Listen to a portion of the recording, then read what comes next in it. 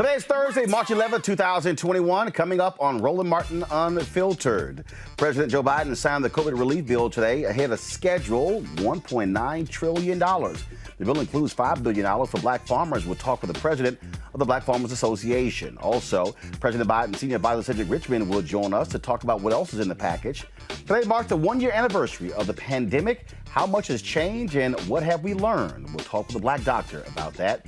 The third-degree murder charge has been reinstated against Derek Chauvin for killing George Floyd. We'll tell you about jury selection today.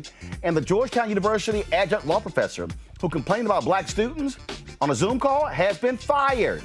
We'll break that down as well. It is time to bring the funk on Roland Martin Unfiltered. Let's go. He's got it. Whatever the miss, he's on it. Whatever it is, he's got the scoop, the fact, the find. And when it breaks, he's right on time and it's rolling. Best believe he's knowing. Putting it down from sports to news to politics. With entertainment just for kicks, he's rolling. It's on go, y'all. It's Roland Martin, yeah. Rolling with Roland now. He's funky, he's fresh, he's real, the best, you know he's Roland Martin now.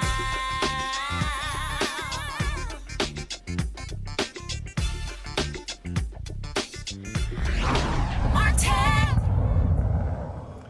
1 year ago today, folks, was the day the World Health Organization declared COVID-19 a pandemic. Cases were rising in the United States, and Donald Trump could no longer say that the virus would magically disappear. At that time, there were roughly 1,200 cases in the United States, and 40 people had died. A year later, almost 30 million known infections have taken place, and 526,000 people have died in the United States alone. A whole lot has changed. Everything has changed. Our school, virtual. Our meetings, office buildings have emptied. Restaurants have shut down. Travel has halted in many places. Although some states are opening up, we've still seen a massive amount of change, not only in this country, but also across the world. Have we learned anything? Joining me now is Dr. Kimberly Butler Willis. She's the Director of Community Health at Roper St. Francis Healthcare in Charleston, South Carolina, and also Managing Director of Good Stock Consulting. Certainly glad to have you with us, Dr. Butler Willis. It is amazing to think about a year ago how, and for me, in fact, it's crazy. My last trip was in South Carolina. I was in Charleston. I was there for the primary, and we started hearing about these things. And all of a sudden, March hits, and then it was really when sports leagues, when the NBA shut it down. That is when the whole country went, "What the hell?" Because when you start shutting sports down, you know stuff has gotten serious in America. That's right. That's right. And unfortunately, it took sports shutting down for the general population to really understand what we were under. Those of us that work in healthcare, we knew that we were under attack, and we were doing our best to make sure that we got that message out to the general community. But it took us having some inconveniences and even some sacrifices in order for people to really wake up. But then again, we were under a federal administration that was not properly warning the community as well. So I can't really blame us so much, especially when our leaders weren't giving us the right direction. There were so many things that we were told then. We had a massive mask shortage. We were told not to wear masks, primarily because they wanted to keep it for emergency workers. We didn't know exactly, and again, what was happening, who was impacted, what do we do? Do we stay indoors? Do we go outside? I mean, all those different things were happening. There are a lot of people who have been highly critical of doctors. But the reality is, we hadn't seen anything like this in the United States to that degree in 100 years since the Spanish flu. So for me, I gave medical professionals a huge pass because while we were trying to figure out, y'all were trying to figure out what the hell was going on. Absolutely. And not only were we trying to figure out what was going on, but we were trying to save lives while we're trying to figure out what's going on. Because it's not like since COVID came to the hospital, we stopped receiving our stroke patients, our heart attack patients, our asthmatic children. So we were still dealing with so many other chronic conditions that America is already known for, on top of this very mysterious virus that we thought was respiratory, comes to find out it actually infects your blood. So it could attack any function, any organ in your body. And it was so elusive that we didn't even have time to figure it out. We were essentially building a plane while we were flying it. And we all know how dangerous that could be. Here we are a year later. There's so much that we have learned. What, though, is your greatest frustration that you still see in the country when it comes to COVID-19? Health disparities. So we could do such a better job with focusing on those social determinants of health. You know, I have a PhD in public health, so not to be confused with a medical doctor at all, but it's really, COVID has given us public health folks an opportunity to really sound the alarm and say, this is what we've been saying all along. It's not just about treating conditions, but it's about treating the full patient. In fact, I heard a doctor say, I called a patient non-compliant when in fact the patient was illiterate. So we have to start to consider the social dynamics in which the social context and social environments and physical environments in which our patients live, if we truly want to start talking about prevention and full wellness in healthcare. We are right now in the midst of the vaccine. And you have folks like Governor Larry Hogan of Maryland and others who are saying that African Americans don't want to take the vaccine. I'll talk to Dr. Ebony Hilton about this. I've been talking to others. They say, no, that's not the issue. Black folks don't. It's a matter of the information, where to go, how to sign up. I mean, how to even access it. Is that what you're also seeing? Exactly, Roland. And I am so tired of hearing healthcare institutions spout that kind of lie. That allows us to take the responsibility off ourselves to get the vaccine to those people. So it's not that African Americans do not want the vaccine. Is that they want to be informed about the vaccine. They want to be empowered about the vaccine. And the best way that we can do that is to make sure that we give them all of the information possible so that they can make the best healthcare decisions for themselves and their families. So stop saying that. We want the vaccine. In fact, we want you to bring it to our back doors, but we also need you to come and talk to us about it and make sure that we feel educated about this decision and this choice and not forced into this new vaccine that we just came up with. Because that's how it feels. We have a generational history of mistrust in healthcare, and it's about time that healthcare organizations, including my own, we have to acknowledge that, and we have to go into these communities with a humble face, verbally saying that we know what we've done in the past, but this is our shot, no pun intended, to get it right. We talk about where we are with the vaccine. Johnson & Johnson, their vaccine is coming online. You have Moderna, you have Pfizer. I get this question a lot. I've even asked the question. In fact, I texted Dr. Hilton last night. And I hear people who are like, look, I'd rather have Moderna. I'd rather have Pfizer. I'd rather have Johnson & Johnson's one shot. I'd rather have that. Walk folks through the three different shots. Is there really any big difference? So the largest difference, I would say, so Pfizer and Moderna are more alike. They're the two doses. They have the highest efficacy levels. Johnson & Johnson's a little lower on the efficacy. There's only one shot, but it still will keep you out of the hospital and out of the graveyard. And that's really what we're trying to do right now. We want to stop the bleeding. So either of these vaccines are potent, they are reliable, and they will keep you from dying. And that's really all that we need to do. And I suspect that in the future, we'll revolutionize this vaccine. We'll get better at it, much like we've done with the flu shot. And so there may be something new to present to the population next year, especially as these variants are coming out. But just so that you know, all three vaccines are safe. All three will keep you out of the hospital. All three will keep you out of the grave. It's really up to you to decide which one would be best for you. We have states that are opening up, Texas, Mississippi, and others. It has to be greatly frustrating to see folks lifting mask mandates and saying 100% completely open.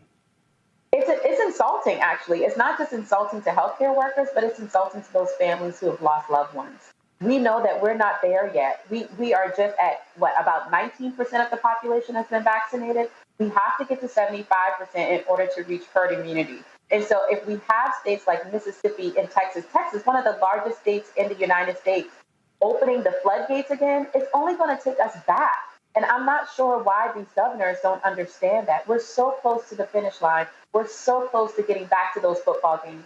We're so close to getting back to church services. We're so close to getting back to grandma's house for dinner. But we can't get there if we're not all in. All right, then. Want to bring my panel in right now. Of course, every Thursday, we have Dr. Greg Carr, Chair, Department of Afro-American Studies, Howard University, Reese Colbert, Black Women Views, Erica Savage Wilson, Savage Politics Podcast.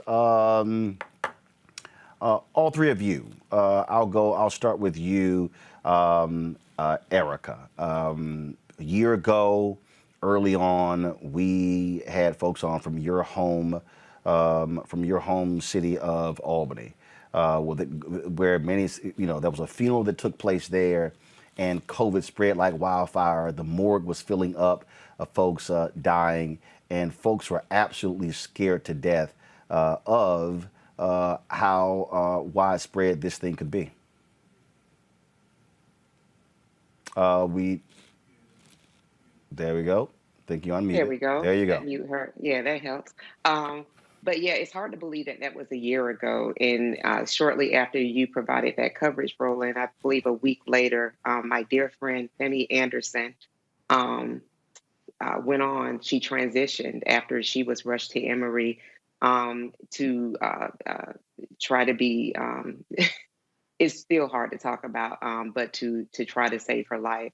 And the best efforts that were provided just weren't enough. And that was really the beginning of a now 500 and almost 30,000 people grieving process that we have collectively endured as a country. And then speaking to Albany, and now we're seeing microcosms of Albany that have popped up all around this nation that now, hopefully with age restrictions, the CDC reconsidering that those folks who are suffering the most, which would be Black and folks of color, 40% of Black and people of color work in service industries, hoping that they would be fully vaccinated. We're still, seeing issues in that area. And so a year later, here we are still fighting the good fight, still burying people. But what is new that's on the horizon, as you spoke with our initial guest, was we now have 3 vaccines.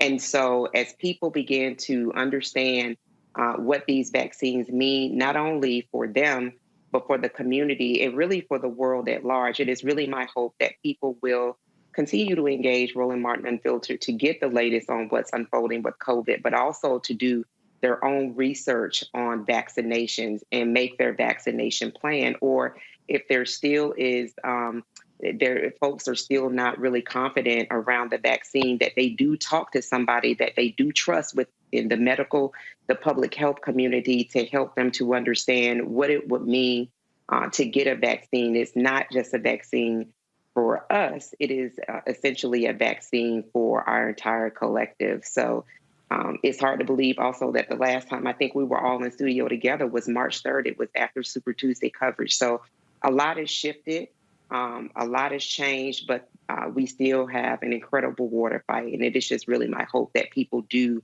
explore any opportunity to be vaccinated and make the best decision that they can, not only for themselves, but for the community around them. To that point, Dr. Butler Willis, that we're already hearing this right now, where the CDC is recommending that if folks have gotten vaccinated, they can get together in small groups. I know some other folks who are saying they still don't want to do that with their grandparents because people want to see their grandparents. They want to see their parents. My parents are both 73, but there's so many people who still are so afraid that something could happen. They're like, no. I want to give this a little more time that we have sort of this a much longer stretch of things going well before I take that chance. Absolutely, Roland. And I would advise the same. This is still a very novel virus. And thankfully, we have these vaccine options, but we're not exactly sure if you can still transmit COVID.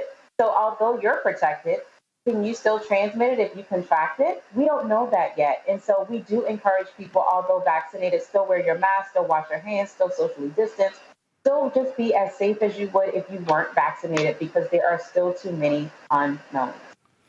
Reese, for you, it's interesting. You're expecting. I was supposed to do. I remember last year. One of the greatest concerns people had were for women who were pregnant. The impact. There were doctors who were choosing not to go home because they did not want to infect their children and their spouses. They were sleeping in cars.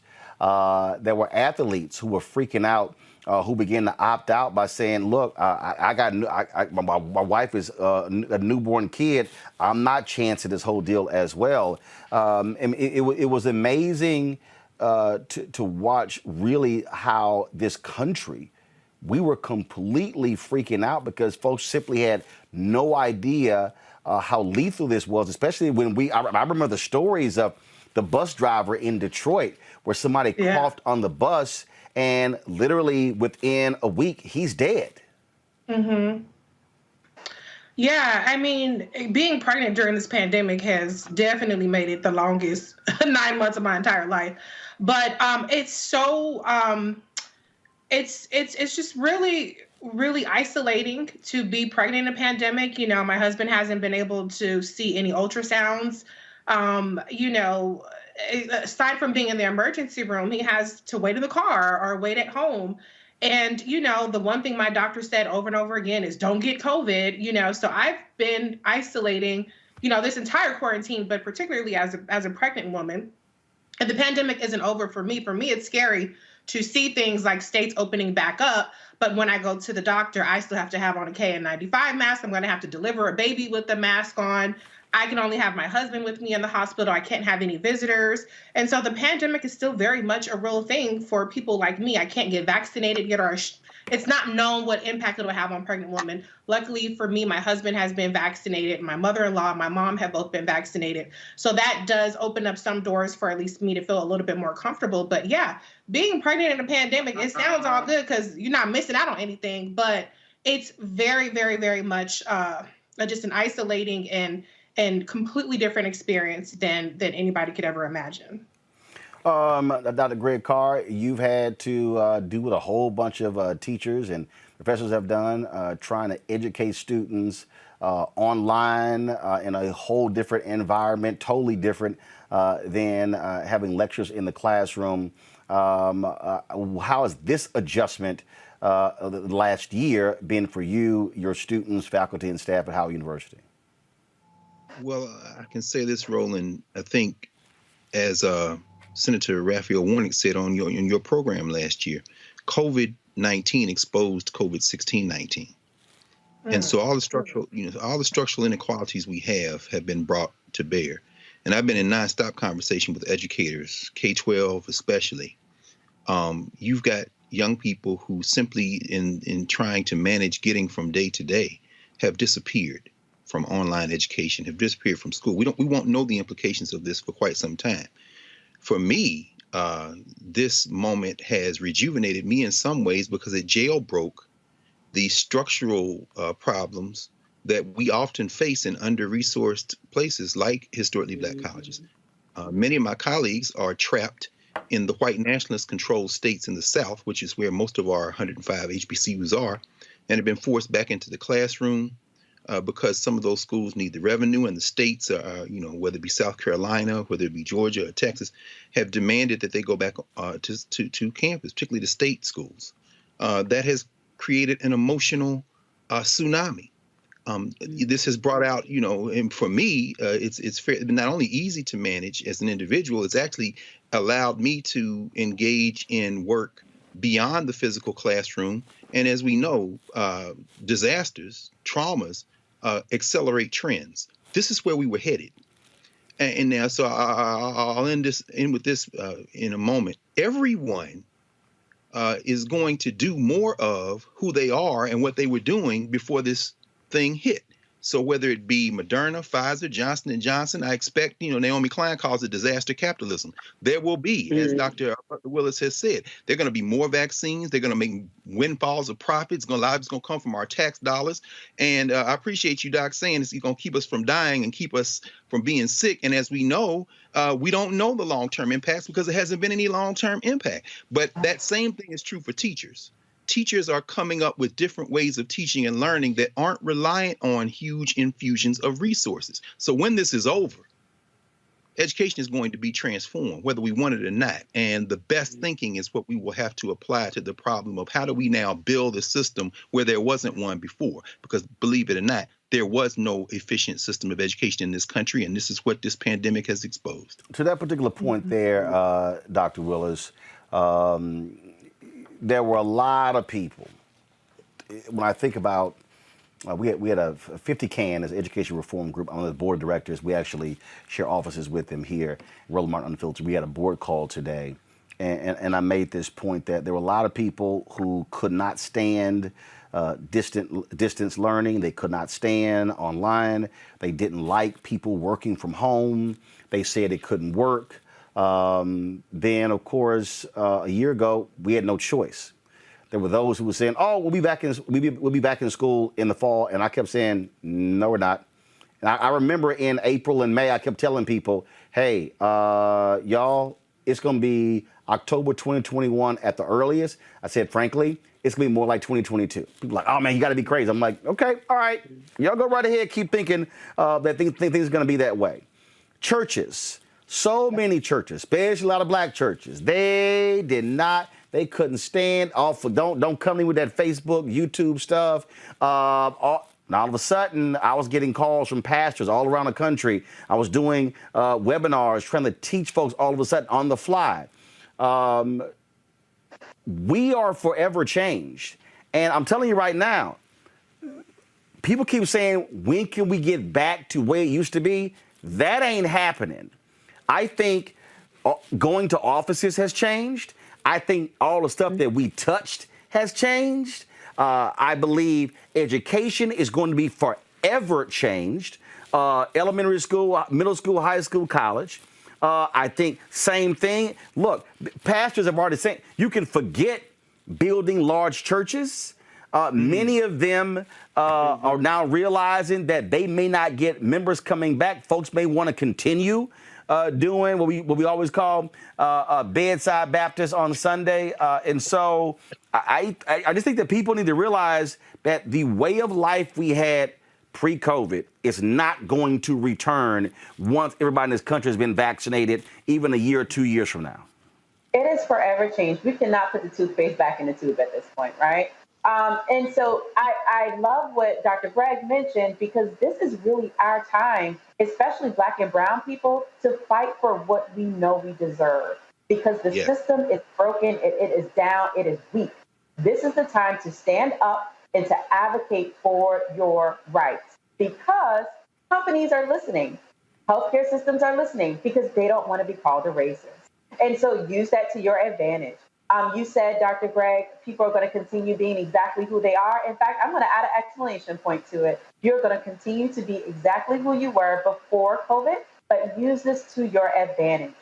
Because if companies are going to start to say and put out all these messages about how equitable they want to be and how they're recognizing you Black and brown folks, and let's celebrate Black History 365, hold their feet to the fire. Make sure that they do just that. Find your voice as the consumer, as a primary and priority consumer in America, and demand what you deserve. And that's that's agnostic of industry, honestly. And Reese, I want to give you a shout out, girl, because you look amazing. And being pregnant during this pandemic, you look amazing. I'm ready to pop. Yes, you are popping tonight. You are popping tonight. So she the only one looking amazing? Look, Erica, Greg over there with Greg with the clean dashiki in the books. I'm still like ain't nobody else here. I just had to give her props because I didn't even know she was pregnant. She's so poised and graceful, and she looks so beautiful. But we do have to get back to a society. My children have to go back to school. They have to, or I'm going to crack. They have to, because I know that as Black and brown children, they need opportunity and access to every resource possible for them because this world wasn't designed for them to succeed.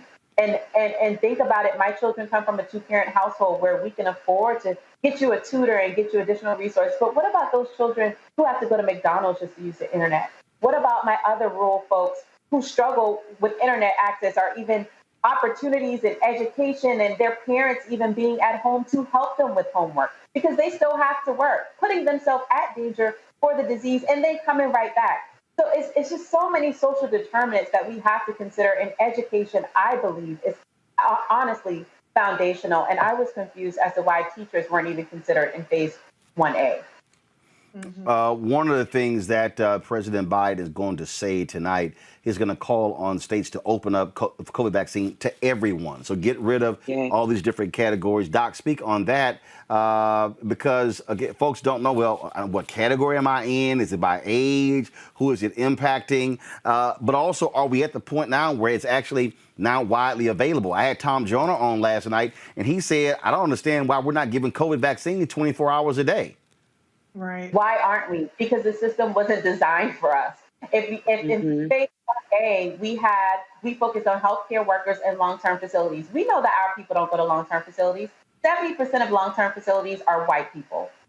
Healthcare workers, predominantly white people. And so now that we're in South Carolina, at least, we're in phase 1B, where we've opened that up, and now it feels more like the general population. But we still have to make sure that we are allocating resources equitably. If we know that Black and brown people are dying at higher rates from COVID, we need to hyper focus on those areas and making sure that we're going to those minority communities, those rural communities, the uninsured folks, because that just makes the most sense. We can't give everyone the same thing because everyone doesn't need the same thing right now. I can't go into the hospital limping. I can't go into the hospital with a sore throat and you give me crutches.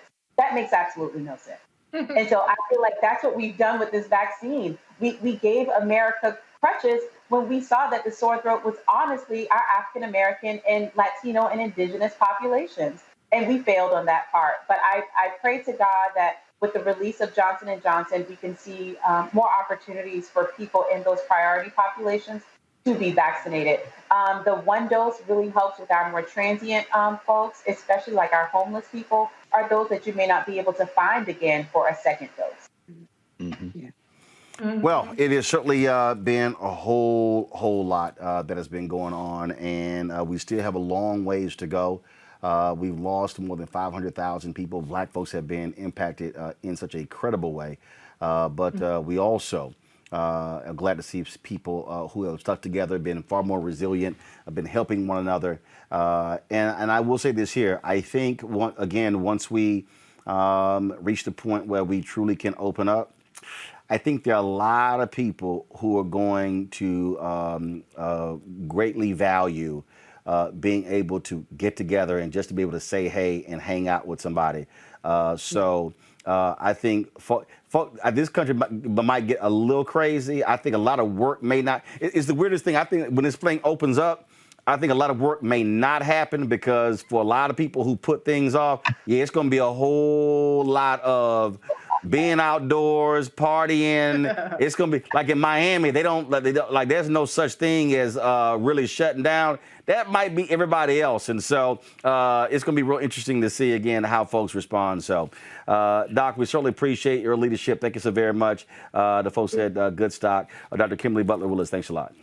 Thank you guys so much for having me, and congrats to all of you. Thanks for your leadership as well. I appreciate it. Thank you so very much. Folks, when we come back, we'll talk with John Boyd, who heads the National Black Farmers Association, on the billions in the COVID bill for black farmers. It's about time. That's next on Roland Martin Unfiltered. Senators, this cannot be our future. Do not concede, Mr. President. Fight hard. This cannot be the future of America. That's what we got! The force, let's go!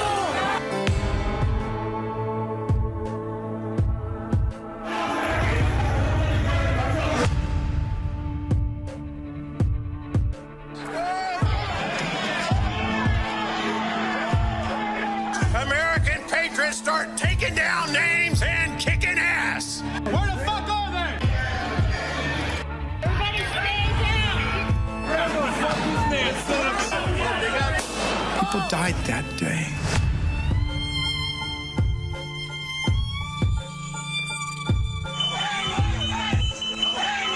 message will we send the rest of the world?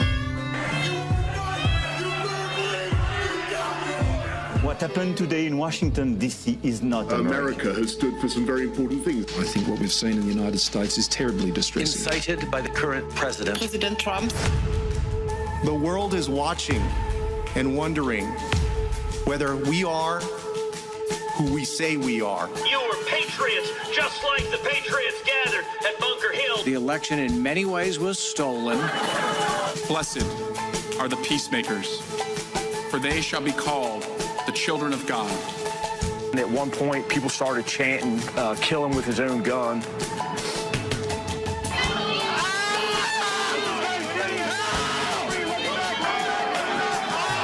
They thought they were going to die.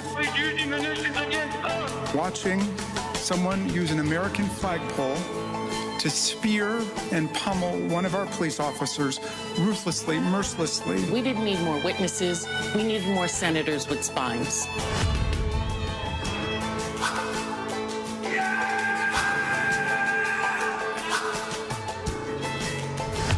President Trump declared his conduct totally appropriate. So if he gets back into office and it happens again, we'll have no one to blame but ourselves. Hello, everyone. I'm Godfrey, and you're watching Roland Martin Unfiltered. And while he's doing Unfiltered, I'm practicing the wobble. Well, today, President Joe Biden signed the $1.9 trillion coronavirus bill. He was going to do so tomorrow, but chose to move it up one day. He's also going to have a primetime address tonight that we'll carry live right here on Roland Martin Unfiltered. This is him signing the relief bill. In the weeks that this bill has been discussed and debated, it's clear that an overwhelming percentage of the American people, Democrats, independents, our Republican friends, have made it clear, the people out there, made it clear they strongly support the American Rescue Plan. Yesterday, with the final passage of the plan in the House of Representatives, their voices were heard and reflected in everything we have in this bill. And I believe this is, and most people I think do as well, this historic legislation is about rebuilding the backbone of this country and giving people in this nation, working people, middle-class folks, people who built the country, a fighting chance. That's what the essence of it is. And I'm going to have a lot more to say about that tonight and the next couple of days and be able to take your questions. But in the meantime, what I'm going to do is sign this bill and make a presentation tonight.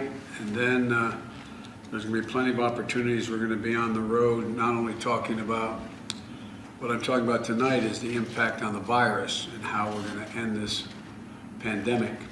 And we're going to talk at all the elements of the bill, beginning on Friday, Saturday, and through the week. So, thank you for being here.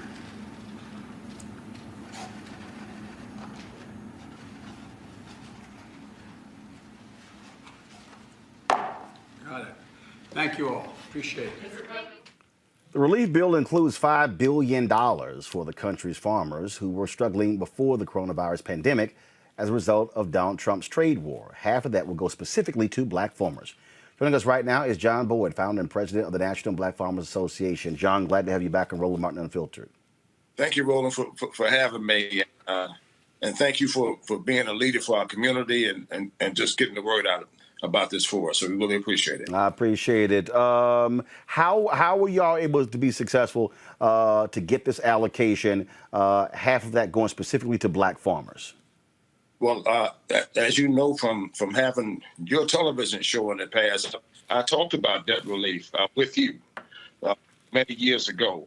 So we've been trying to get debt relief in Congress for many, many years through the Farm Bill, through all kinds of measures rolling in, and we just couldn't get it done.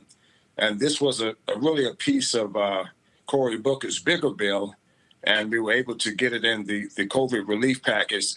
And we thought we could move this piece, it wouldn't get that much attention, but I was wrong, 10 senators put amendments out there all night long to lessen or remove the black farmers' language out of the spending bill. I mean, so here they had nearly $2 trillion of relief money going out to the American people, and they want to pick on, black farmers, people who can't defend themselves, and ridicule us in such a manner on the House floors. It's really disgusting. The a lot of, obviously, you get folks who are saying, "Oh, this is pork," but okay, y'all were also impacted by COVID, and again, all these people can talk about how great and wonderful Donald Trump was, and all these white farmers who support him, but the reality is the trade war that he instituted, which for some reason people say, "Oh, was successful," that caused a lot of farmers to go into bankruptcy. Well, I tell you something too, Roland. Trump took $29 billion just in relief from the China trade war. Black farmers were virtually absent, and farmers of color virtually absent from those monies. And there's always a reason why we can't get them. We wouldn't need a bill like this if USDA would treat black farmers with dignity and respect and treat us the way that they treat, white farmers in this country. We wouldn't need a special allocation. But they refuse to change. And although we've had some successes in the past, the culture, the discriminating culture at USDA remains the same. As long as it remains the same, we're going to always have problems, And if you look at Senator Lindsey Graham's comments, Roland, where he said he thought it was reparations, and at the beginning of his statement, he said, "Oh, this measure really bothers me," is what he said. And at the end of his statement, he said, we really need to check these people. Well, he wasn't checking black farmers when the many times I've been by his office to ask him to look at the problems at USDA, how they were discriminating against black farmers. He wasn't checking black farmers when they was tearing our applications up and refusing to lend us money and refusing even to take our applications. And he wasn't checking black farmers when we lost millions and millions of acres of land at USDA. He had 6,000. I checked out membership. He has over 6,000 black farmers in his state. So instead of ridiculing us and taking pop shots at us, why don't he do something to help his own constituents in his state, which are black farmers? One of the things that again people don't quite understand. There's so much focus, obviously, on what's happening in the cities, but the reality is there are a lot of African Americans who live in rural America. The problem is when you say rural America in this country, that becomes code for white. That's correct. And, I tell people all the time, if you want to see what the real America looks like, drive 20 minutes out of a major city, out of New York City, Los Angeles, Chicago, and you'll see right now today, there are no Biden signs out, but nailed up on these barns are Trump signs. And somebody need to tell the people that the man lost. There's two Americas out here. You have the people that are supporting Donald Trump and still believe that he should be president, and then you have the other half of America, where we're moving on without him. And I've never seen them in my lifetime where rural America people are so divided. Roland, I have white farmers since Biden has been elected that have stopped talking to me. This country is totally divided, and it's divided by means of race and what's going on in the White House right now. So let's talk about USDA. Vilsack will be the secretary of that. Y'all have been pressing them as well. And so what are your hopes for him running the department again? We are also going to make it perfectly clear that he needs to come speak to us directly, because he needs to have a relationship with black media, black-owned media. But Secretary Vilsack definitely should come and address black media. Well, we didn't support him, and we had trouble with his with President Biden calling him back to USDA. We actually wanted the other young lady that went over to HUD to be Ag Secretary Marsha Fudge. And during the Obama years, as you know, he was slow to act and support the Black Farmers Bill, the Claims Remedy Act of 2010. He wasn't on the Hill supporting me, as you know. And Valerie Jarrett came on at the last 6 months of that bill and gave us a push and helped us over the finish line. And in my last conversation with him, Roland, I told him that he has to do better. The old Bills Act that was there during the Obama years, this is a new time. We have an agriculture chairman in the House, Scott, and we have 2 black members in the Agriculture Senate Committee, Booker and Warnock. This isn't the same, political ramifications where he was 8 years ago. And he said he would do better. But as my daddy taught me, don't watch what they say, but watch absolutely everything that they do. So we're going to be watching him and make sure that he does what he's supposed to do. And what I'm a little nervous about, Roland, is we have this $5 billion allocation, but it still has to be rolled out under the direction of the secretary, which is Secretary Tom Vilsack. So we're going to need help from people like you to help us, hold them accountable. Well, you can bank on that happening, John Boyd. Man, we surely appreciate it. Thanks a bunch. Keep fighting, and we'll keep, anytime you want to chat, just give us a call. We'll make it happen. Thank you, man. We love you, and I love this show. Thank you very much. And I appreciate it. Thank you so very much. Let's go to my panel here. Dr. Greg Carr, I want to start with you. What he said there is critically important. Because, look, I keep saying all the time to people, you can't show me nothing that black people have gotten in this country that we ain't had to fight for. And so bottom line, ain't nothing changed. Whether you're a black president, you get a black governor, black mayor, it don't matter. That has to be our fighting. That has to be our posture. It's a fighting posture. That's right, Roland. This is the second biggest expenditure of public funds in United States history. And the Biden administration, I know we're going to talk about this generally, has to go out here and sell it. They're comparing Biden to FDR, but it's too early. See, FDR knew what an enemy was and how to oppose one. I love Kevin McCarthy. Shout out to Congressman McCarthy. Congressman McCarthy on the floor of the Congress the other night said that, Biden has abandoned all pretenses of unity. No, he hasn't. We just heard him in the clip you say you had there. Thank the Republicans who stood together as a white nationalist party and voted against all of this. Joe Biden is delusional, and politicians aren't your friend. The only thing Tom Vilsack has to do is stay white and die. So understand what John Boyd just said.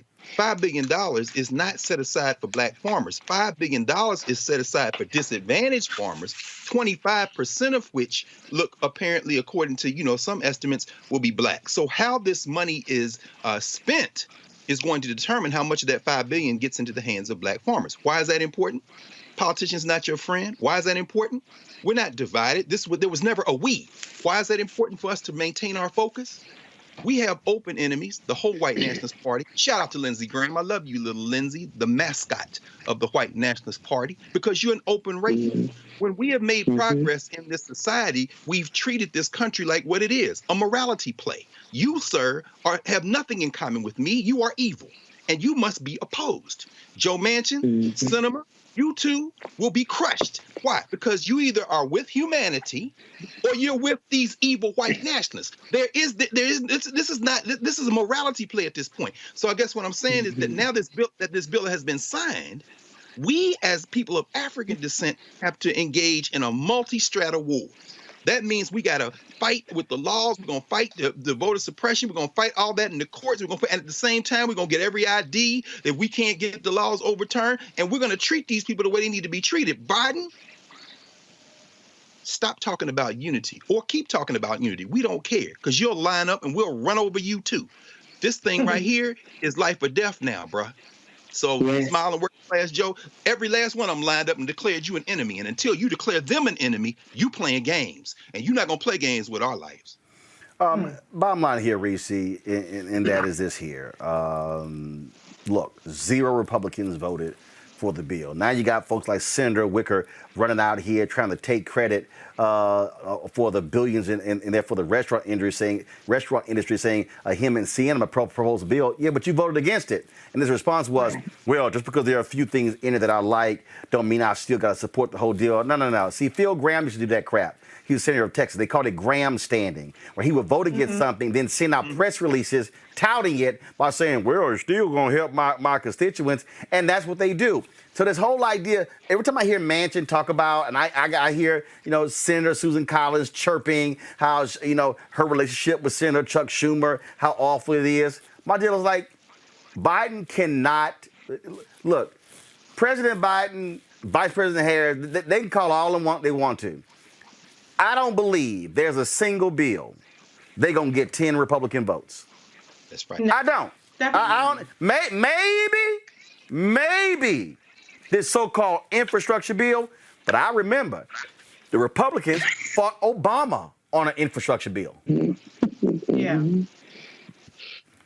Today, this is political war. And so I do agree with Dr. Carr that, I think Biden has a pathological need to feel like there is some sort of unity or potential unity, but the reality is there hasn't been that. And that hasn't been Biden's experience even during the Obama administration, the Obama-Biden administration. And so I think it would be more effective if he used his political capital to draw attention to the fact that, hey, this was not a bipartisan vote bill, a vote in the Congress, even though it's bipartisan in the country in terms of overwhelming support, even almost half of Republicans support this, vast majority of independents do, and so do Democrats. But for whatever reason, President Biden does not want to point out that Republicans are obstructionists and that they need to be opposed and they need to be pressured. So that's going to be a sticking point for his administration. And I think that's going to, make it an even bigger test for a leader, Chuck Schumer, to get people on board. And I feel like President Obama kind of did the same thing where he didn't really want to call out the Republicans, and he didn't really want to point them out to be the enemies that they were. But at the end of the day, this bill is very popular. Shout out to Senator Cory Booker, who really spearheaded this aspect of it.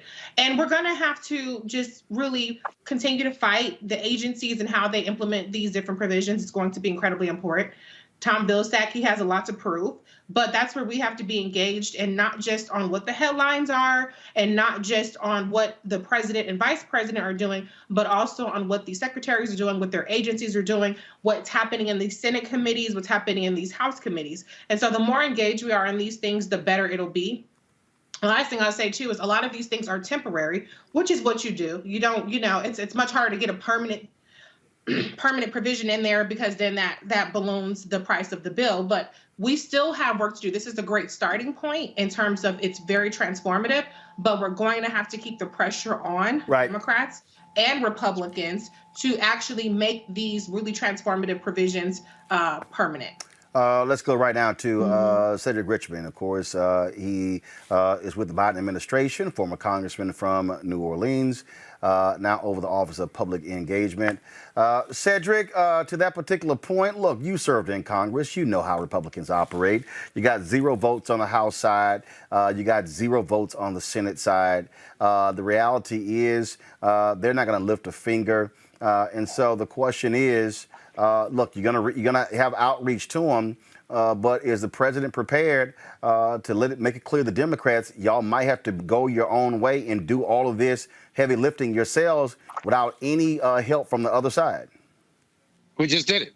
Roland, I think you're right. And look, we extended an olive branch. We invited them over to the White House. We entertained their ideas. We exchanged ideas with them. But the one thing we were not going to do was make people wait, either through obstruction or inertia, whichever it was, for real support to come. And so there were those that, Republicans said, well, if you break up the bill, we may be able to get there. We weren't going to break up relief. So what we did was we went to our Democrats and said that, we hope for a Republican, but we're not going to wait on a Republican. We have the votes to do it. We want to do a big plan. It's probably the biggest in history. So we did it, and we did it with all Democratic votes, and we don't, we're not running from that. And the other thing we'll highlight is it was a bipartisan bill. It was bipartisan everywhere except in the halls of the United States Capitol. And, we won't apologize for that. And to the extent that we have to get things done, especially things that align with our values and our morals and where we want to be, we're going to find a way to do it. And I think on that point right there, I think that's really what is a critical one. The numbers are on your side in terms of 70+% of the country being in support of it. And I've seen other stories, and I certainly want to hear from your perspective on this, and that is not making the same mistake President Barack Obama did. I can tell you, I remember in 2009 where he was like, hey, we passed it, and his belief was the American people, they'll understand, and it was like, no, man, you can't, and they got killed. They got killed. Then Vice President Joe Biden was the one who was trying to, who they sent out there trying to, oversee the stimulus deal. Selling something is just as important or even more important than actually getting it signed. So folks actually know. So what is going to be y'all's strategy beyond President Biden traveling the country? But I'm talking about just constantly driving, letting people know exactly what's in it, exactly who's being helped. Well, there are a couple points on that. One, we're of the philosophy that we are going to do what we said we were going to do. So we're going to tell people what we're going to do. We're going to go do it. And then we're going to tell them that we did it. And we're going to tell them how to take advantage of what we did, how it changes their life. Answer the Janet Jackson test of what have you done for me lately? And this bill is so big that you really have to take the time to make sure that everyone is comprehending and knowledgeable about all of the complexities of a $1.9 trillion bill. And so the thing that's different between this and the Obama legislation was this time when we're leaving, everybody's talking about how transformational it is, how big it is, and how it's going to change lives. When the plan was the stimulus was passed under President Obama, you had half of Democrats going out saying it was too small. So even though he won, people were still complaining, saying that he lost. And so I think that the president did a good job and the vice president of uniting Democrats around this and making sure that it was a bill that everybody could be proud of and everybody could go tout the win. And so the president's going to go out. He's going to travel the country and explain the benefits of it. The vice president is going to do that. The cabinet members are going to do that. We're going to use members of Congress to do it. We're going to use everybody to explain to people what this bill means to them.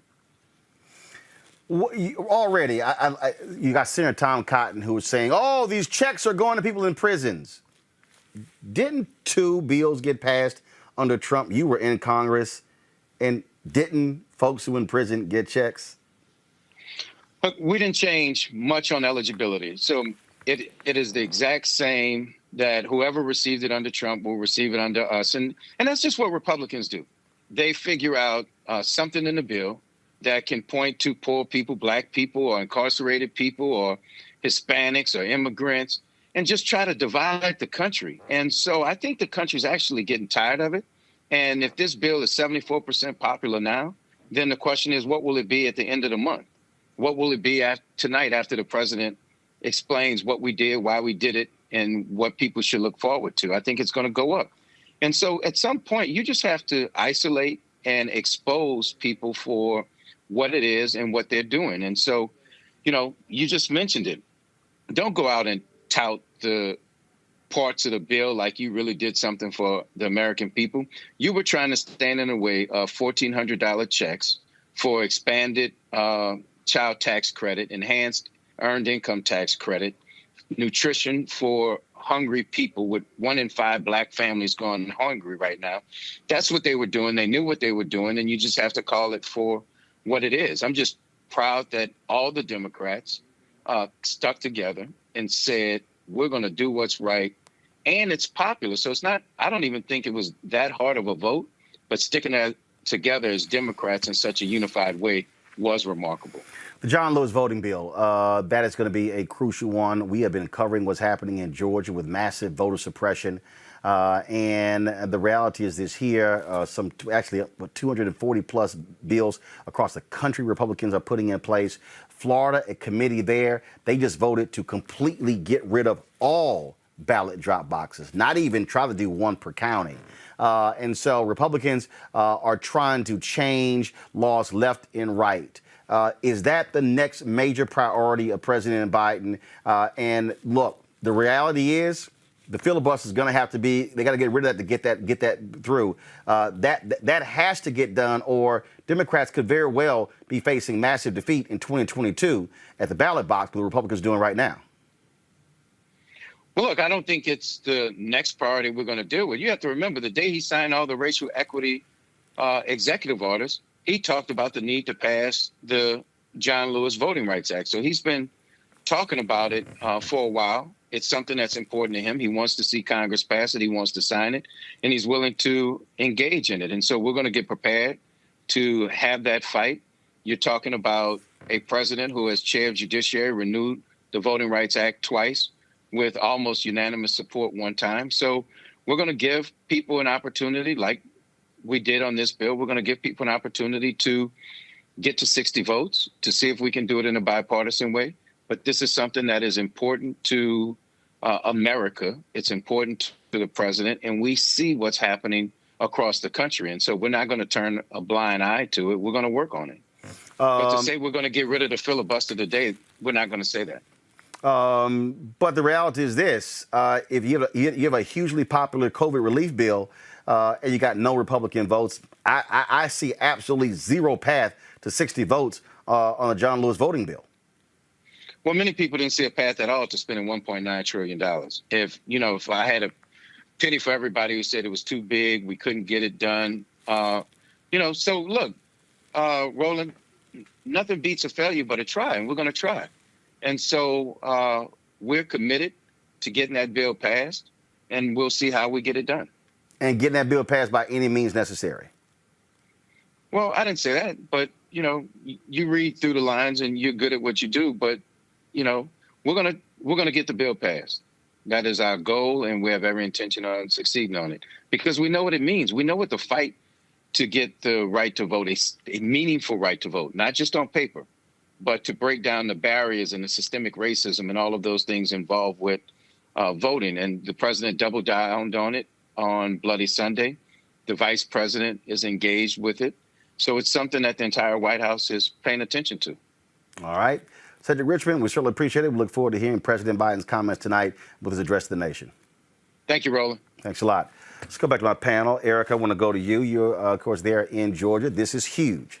This is a critical bill, that voting bill. Again, look, they can make the effort, but if you couldn't get bipartisan support on a $1.9 trillion COVID bill, you ain't getting no Republican votes on changing the voting law.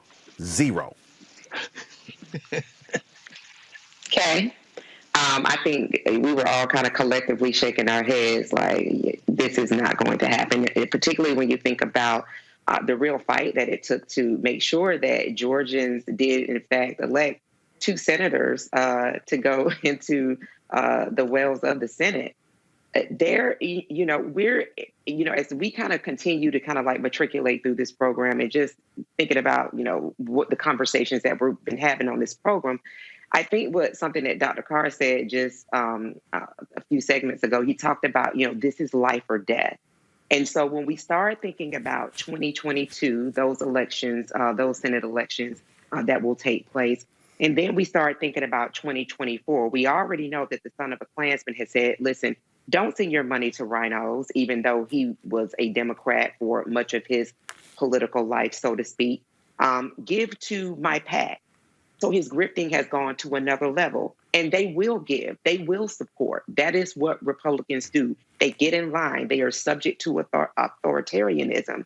As we look and we see movements like that, we already understand that this same House committee on election integrity that, as everyone sees down at the lower third, that Roland has, who you need to call in order to make sure your voice is heard over SB 241 and House Bill 531 in Georgia, these Jim Crow, anti-democratic, anti-voting bills that have continued to move forward over onto crossover day.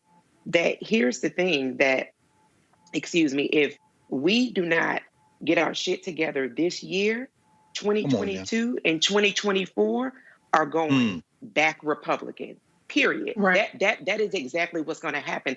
We do not have time to lose any of the gains that we have made. And you want to know why? Because there is a blood debt. That blood debt is not just the 500,000 people who died, who did not make it to see this day. who died in transit to this day, but that blood debt goes back many, many years and generations.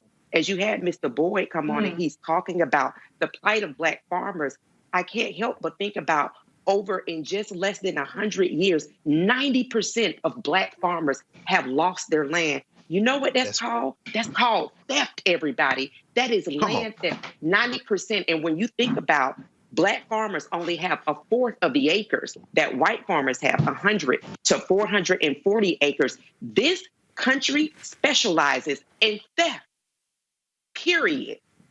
So understand the same way that Steve Bannon said on February of 2017, right in the DMV at National Harbor, that the primary goal of their regime was 5 words: to deconstruct the administrative state. They have effectively done that. So how are we going to engage? Reese has talked about engaging. How in the hell are we going to engage? You have to push people that have an ear to power, that are in seats in power, and tell them, no, the damn filibuster needs to be removed because too many people have lost their lives to cross rivers that they just aren't going to cross. So this is, again, life and death, and we have to push people, push them past their comfort zone, push. This is the hour and the time to push, because it's going to be too late in January 2022, and actually too late later this year if we don't get it together. I mean, look, that's just the real deal here. I mean, we can, and again, I got no problem. I get you don't want to say anything about the filibuster, but the end of the day is this here. You ain't got 10, Greg. You ain't got 10. You don't have 10. So if you could not get 10 on a COVID bill that 60% of Republicans liked, yes, sir, 70+% of Americans liked, yes, sir, you better go ahead and have a real conversation with your Democratic caucus to say, we don't get this bill passed, they gonna drive through gerrymandering, partisan gerrymandering. What they're doing in Pennsylvania, trying to get rid of the statewide election of the Supreme Court to go to district elections, saying, oh, no ballot drop boxes, make it illegal to hand out water and food.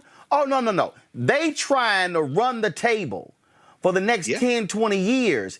And knowing full well, they got a 6-3 Supreme Court that's about to gut Section 2 of the Voting Rights Act. Man, look, Biden administration, Biden-Harris administration, y'all better hard commit to getting this John Lewis bill, because here's the other piece. If you don't, how you gonna go and make an argument to Black folks in Milwaukee for Ron Johnson, Black folks in North Carolina, Richard Burr, Black folks in Pennsylvania, Philadelphia, Toomey's seat. You're gonna try to make an argument in Florida with Rubio's seat. I'm saying you're gonna have a real big problem. You're right, Roland, and Erica just taught a master class. This is where we are right now. We've been here before. Right after the Civil War, during Reconstruction, you go from 1866 to 1871, as you always remind us. That's when that civil rights legislation was passed through. That's still good law. It takes another 100 years to recoup from the white lash. Remember what George White said in 1901, the last Black member of the federal legislature. He said, like a phoenix, we'll be back, which is why the Congressional Black Caucus adopted it as their motto when they came into existence in the late 60s. And you come 1964 to 68, that was the window. I embrace these white nationalists, and I keep saying that because you see, the cost of their racism will be their little country. We're going to be fine. This is what they don't understand about this. There is no such thing as American exceptionalism. By taking the stance they've taken, they have clarified and sharpened our ability to see exactly what this criminal enterprise is. So, of course, our brother Cedric Richmond couldn't say that we're going to do this because he's with the administration. But let's be clear. I think it's probably more likely than not that the filibuster will be blown up, at least by perhaps August, as late as August. That's what the New York Times, they had an op-ed today talking about that. And I think that's probably true because the Democratic Party is trying to win elections with a coalition that's fragile. And it's not going to be about convincing Black people to give us another chance. The only way they're going to be able to push anything through is to create this as a morality play. Joe Manchin, Kristen Sinema dancing with her little skirt on and bag over with her, putting her thumb down to $15. Now, they must be primaried now and exposed, not because of them, but because of every race. In other words, you are either with the plan or you are not. And so there's nothing to lose. And so the 5 white people who will come to their senses, including those who said, I like this bill, they will then make a different choice with Joe Manchin when he's primaried, or Sinema when she's primaried, or they won't. But we have nothing to lose. We have to be mature now and grow up. Leave United States exceptionalism in the dust. Look in the past and get the momentum of your memory. What have we done every time? They tried to throw us out with the poll tax. They tried to throw us out with the white primary. And what did we do? You said, Mother, may I? Okay, motherfucker, may I? I got every kind of ID. I done showed up. You still don't want me to be here? No problem. The Deacons for Defense had they pumped shotguns. The Nation of Islam bought farmland in the southern states. Y'all understand something? These your damn enemies. That little flag and that little punk ass, and we better than this? No, Kevin McCarthy. Black people saved Steve Scalise's life and saved all y'all punk ass life, and they didn't do it because they love you. They did it was because their job. You people are enemies of humanity. End them politically. I don't give a damn because you have nothing to lose, and we're going to be fine. You know what's it going to cost y'all? It's going to cost y'all your little settler-ass project called the United States of America, and I, for one, will not shed one tear. Reese, I said before, this means war. I'm telling you, on this voting issue, this is war. And see, for the people who go, oh man, okay, y'all focus, on that vote and stuff. Do understand that when they make these changes to voting laws, that doesn't just impact presidential races. It doesn't impact U.S. Senate races. It doesn't just impact congressional races. It impacts any election that takes place in that state. That is what they are trying to do. And they see black people are moving south. They're moving back home. And they want to further disenfranchise black people who are moving back to Georgia and North Carolina and South Carolina and Mississippi and Louisiana and Alabama and Arkansas. You see what they're doing in Florida, where they are aligning with these middle-class, upper-class white folks who are moving from Ohio and Wisconsin and New York State and Pennsylvania and bringing their ideology with them to the northern part of Florida. Then you combine that with Venezuelans and Cubans. So when they're attacking Democrats as being socialists, all that's being combined, they are all about, if we could sit here and watch the changing demographics, if we could lock this sucker up for another 10 to 20 years, we're guaranteeing we remaining in power. That's what this is about. It is not just a couple of elections. Absolutely. And I, for one, am sick of the Democratic Party, expecting this Herculean effort from black voters to carry the weight of the entire goddamn country. And this is just a very basic thing to get done. And there's no dilly-dallying around it. There's no playing, footsie with the Republicans. You're not going to get even, we might not even have 48 votes. That's the thing. You talking about getting to, are we even at 48? Are we even at 50? I don't know so much, because Joe Manchin, he sides with white supremacists all the time. And so this is the thing. If you got the political capital, this is the thing to spend it on, because this has to pass. Because even if we gave it our best effort, even if every single last one of us, like Dr. Carr said, motherfucker, may I love that, Dr. Carr.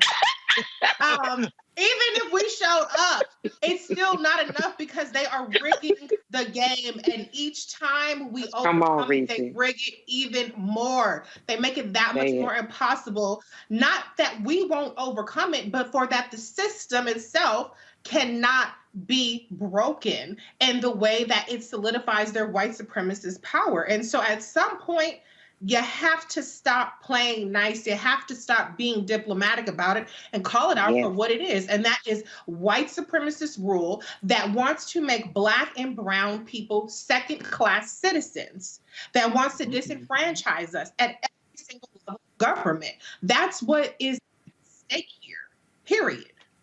That's right. Well, it is going to be very interesting again to see how hard the Biden-Harris administration goes on the voting bill. But let me say it again. On March 11th, 2021 at 7:27 p.m. Eastern, Democrats, if you do not pass this bill, you are guaranteeing your defeat in the 2022 midterm elections. You are guaranteeing you will not control the House or the Senate after the 2022 election, and you are imperiling your chance to hold on to the White House in 2024. The Republican Party ain't playing nice. No. They are. They never do. We know about the big lies. They are passing these laws. It is built on massive lies. That's what it's on. So y'all can sit there and play cute. Y'all can play footsie. Cinema, you won in Arizona because a whole lot of Latinos voted. They invalidate Section 2, a case out of Arizona. Yeah. Tell me how that's going to go. Don't play games here. Because guess what? We ain't going to sit here and save you. Because this on you. We already saved your ass with Georgia. Gave you the power. Now you got to use it. You're going to cash your check because of it. But, Ron, let me ask you, I know you got to move to the next, but what do you think happens if the Democrats continue to be timid, at least the Biden Democrat type? What do you think happens if and when the White Nationalist Party takes control of both sides of the legislature? They've stacked the courts and reclaimed the presidency. What do you think happens next in America? Do you think that folks in Detroit just lay down? We just say, okay, well, let's just go. No, well, let's be real clear. We saw the last 4 years what happens when they control the White House, when they control the Senate, and then when they control the House for the first couple of years. We know exactly how that goes. And I think what we have to understand is, because with the census redistricting, and then with gerrymandering, they're going to further solidify. When the Supreme Court said, oh, we can't get involved in political gerrymandering, that's not our responsibility. What that did was that completely gave Republicans leeway in mainly southern states to keep doing what they're doing. I was reading a story the other day where in Florida right now, they pretty much have a balanced, somewhat of a well, it's not really balanced, but Democrats could potentially lose 3 to 4 congressional seats in Florida alone. Sure. Their majority in the that's their majority in the House. Sure. They can.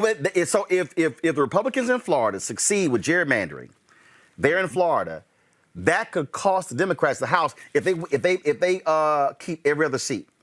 So what's going to happen is they're going to completely sit here and run this table, and then what they're going to do, as Malcolm Nance said, they're going to then lean on this white paramilitary militia. That because what took place on January 6th was a trial run. Okay, there was a trial run when they talked about kidnapping the governor of Michigan. And see, here's the other deal that I really need to get people to understand. Trump was crazy. Trump was so crazy that even other Republicans and independents were like, yo, man, he too crazy. But let me take y'all back to 1998. White suburban women concluded that Newt Gingrich was too mean-spirited. Yep. He was too mean-spirited. He did not lose. Republicans removed him as Speaker of the House. Yeah. President Bush ran in 2000. President Bush ran as a compassionate conservative. White suburban women are like, yo, we cool with that. So understand, Trump is crazy, But if you take the mindset of a Trump and put that in a Nikki Haley body,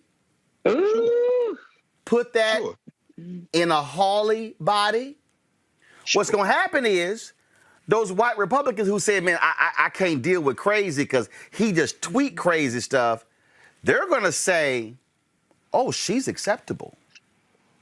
He's acceptable. Sure. See, they would have loved the Mike Pence being president. Man, he still thinks he can run. So folk need to understand this thing is very tenuous. So Biden and Harris, they ain't got much wiggle room when you look at, you know, how few votes they won the presidency. Forget the Electoral College, forget the 306. I'm talking about, look at them hard numbers. How many votes did they win by in Pennsylvania, Michigan, Wisconsin, Georgia, Arizona? Sure. 70, 80,000, maybe 90,000, very similar to how Trump won in 2016. Sure. Which means that you got to keep all your folks on your side. And if they are successful on the voting piece, their whole intention, if you can just shave off 50,000 in Georgia, that's the election. You shave off 50,000 in Arizona, that's the election. Shave off 50,000, 100,000 in Pennsylvania, Michigan, that's the election. That's the whole strategy. Folk just better understand what they're trying to do. It's white fear, and it's to hold as much of that white power as long as they can. And I was reading a story the other day, when we have a conversation, and we got to have a real conversation with Latinos. Who y'all rolling with? Are y'all white Hispanics? Yes, the answer is yes. See? Because now that's also depending on what part of the country we're talking about. The answer, that's right. Because tell you nothing. See? A person who's Hispanic/Latino in Florida, right, is a little different than the one in Texas, different than the one in Arizona, different than the one in California, different than the one in New York, the one in Illinois. So folks got to understand that you can't say black, you can't say Latino, because now this whole thing, this whole dynamic has changed. That's right. And folk just better understand that. So while everybody keep talking about what black folks gonna do, what y'all white folks gonna do? What y'all white liberals gonna do? Well, that's what I want to ask you. I mean, I know we got to go, but we you just gamed out what's going to happen if we. My question is, if and when that happens, what do they or anyone else think we're going to do? I mean, this isn't like a game of tag where we get tagged and just sit quietly. I guess y'all got us. History tells us what comes next.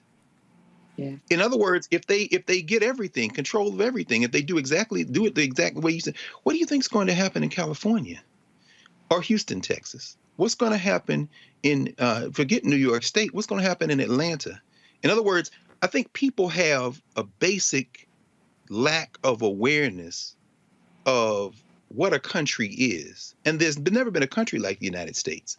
This is a settler state with so many different types of people in it. I think, and that's why I ask you, Roland, what you think, what do you think the response to would be for something like this? Because if they gain and maintain control of all levels of federal government, and through doing that, empower those states where they've got white nationalists in charge, and they stack the courts.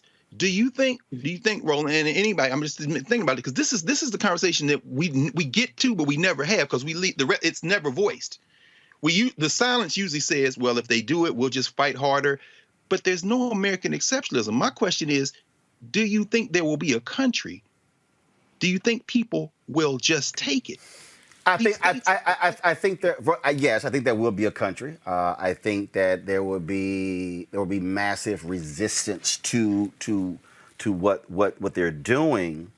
But this is also why it's important that we on this show, as I keep saying, connect the dots and shut down a whole bunch of these fake ass black YouTube historians.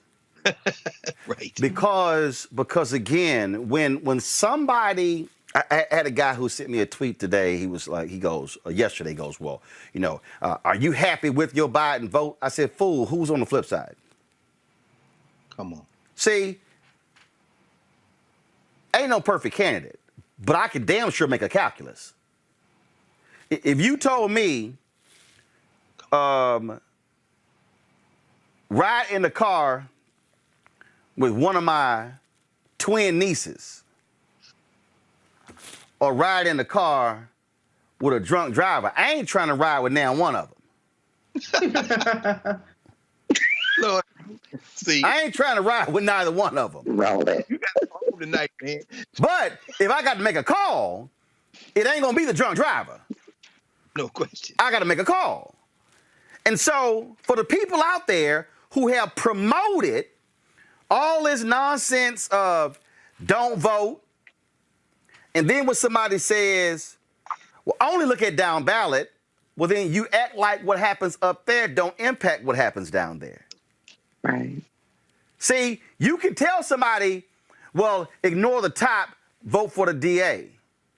But the people at the top also make law. They also set policy. My deal is I can't afford to ignore anybody at the top, the middle, or the bottom. Exactly. And so what has happened is, why we've walked people through this whole thing on judges. People hit me, man, why you always talking about I'm like, perfect example, the story that we're going to deal with next after the break, the judge reinstates a third-degree murder charge against Derek Chauvin. That was a judicial decision. That's right. Supreme Court looking at Section 2 of the Voting Rights Act. That's a judicial decision. The Republican plan, I need everybody to understand this, is, y'all think y'all Negroes and y'all Latino folks, y'all gonna elect people to office. Okay, don't worry about it. Because every law y'all pass, we are going to challenge. That's right. So now we're going to challenge a law. We're going to take it to the courts, Reese. And then when the courts invalidates it, declares it unconstitutional, then there's no law. Right. The only reason Roe v. Wade is still in existence, Republicans right now are literally passing laws. Arkansas just signed into law a near ban on all abortions in Arkansas, even if you get raped. They sure did. In their law, it's the person who raped you could still have visitation rights. Y'all, the only reason the Asa Hutchinson just signed the law, it's going to immediately be put on hold because they're going to take it, the ACLU or Planned Parenthood are going to sue, and a federal judge is going to say, can't enact it, and they hope it goes to the Supreme Court.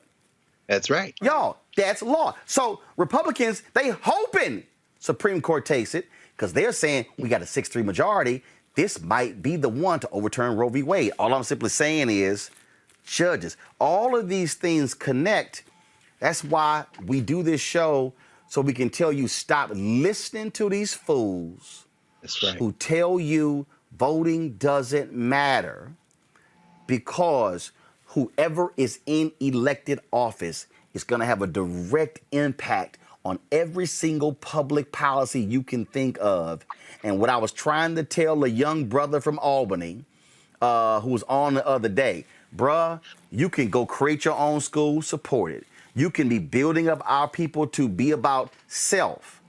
But if you somehow think you can live in America free of government, you are sadly mistaken. Reese, go ahead.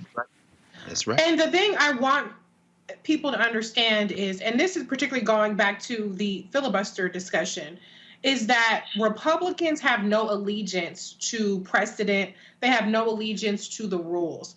Any kind of illusion or delusion about the fact that, well, if we keep these rules in place, then when we're out of power, then we have some leverage over the Republicans. It's delusional.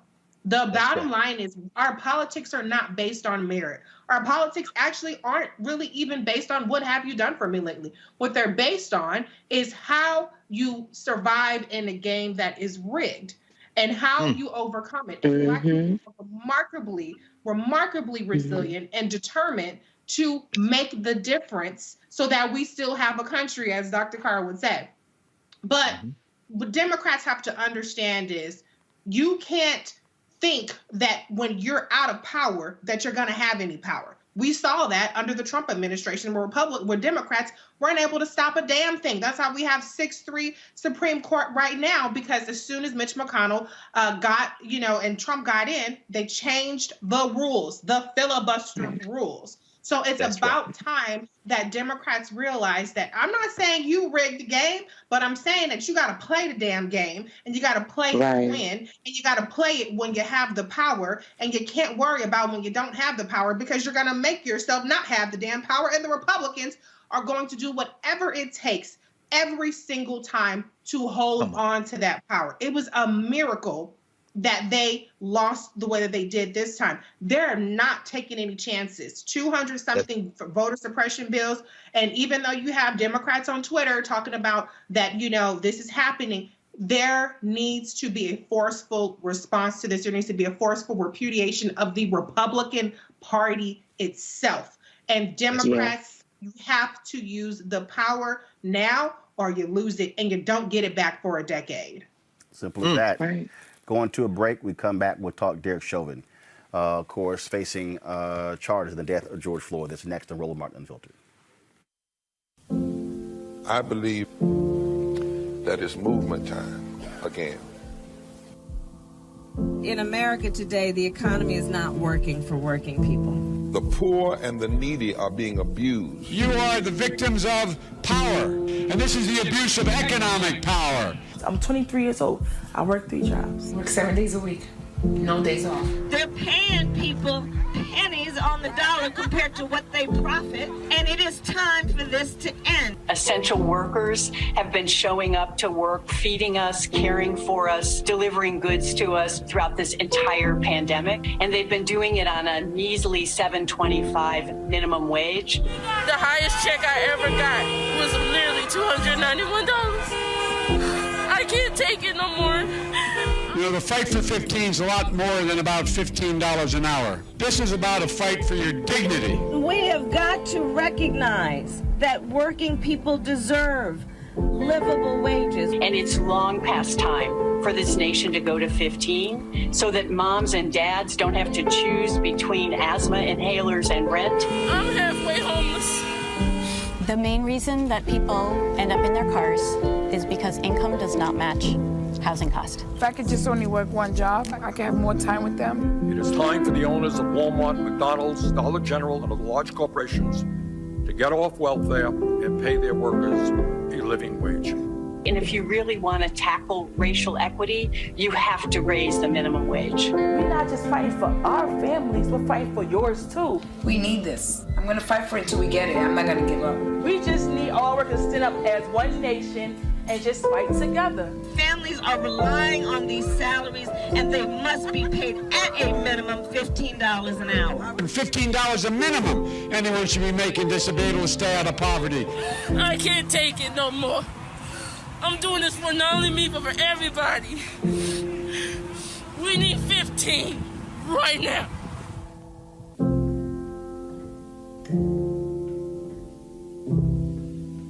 I had a meeting with officials in the police union before I took office, and they sat down and told me, now that you're going to be elected, what are you going to do for us? Else we're not going to do our job.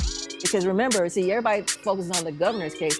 I had Jason Stockley. That was the first situation I had, and basically told me, what are you going to do to assure us that never hold a police accountable? I said, that's not going to happen. So you get elected. Yes. And before you are sworn in, take office, they say they don't want to see any officers held accountable? Yes, and told me what I'm going to do, because they're going to assure that I will never be elected again, and they're going to assure that I'm going to have a difficult time being the prosecutor of the city of St. Louis. That's a threat.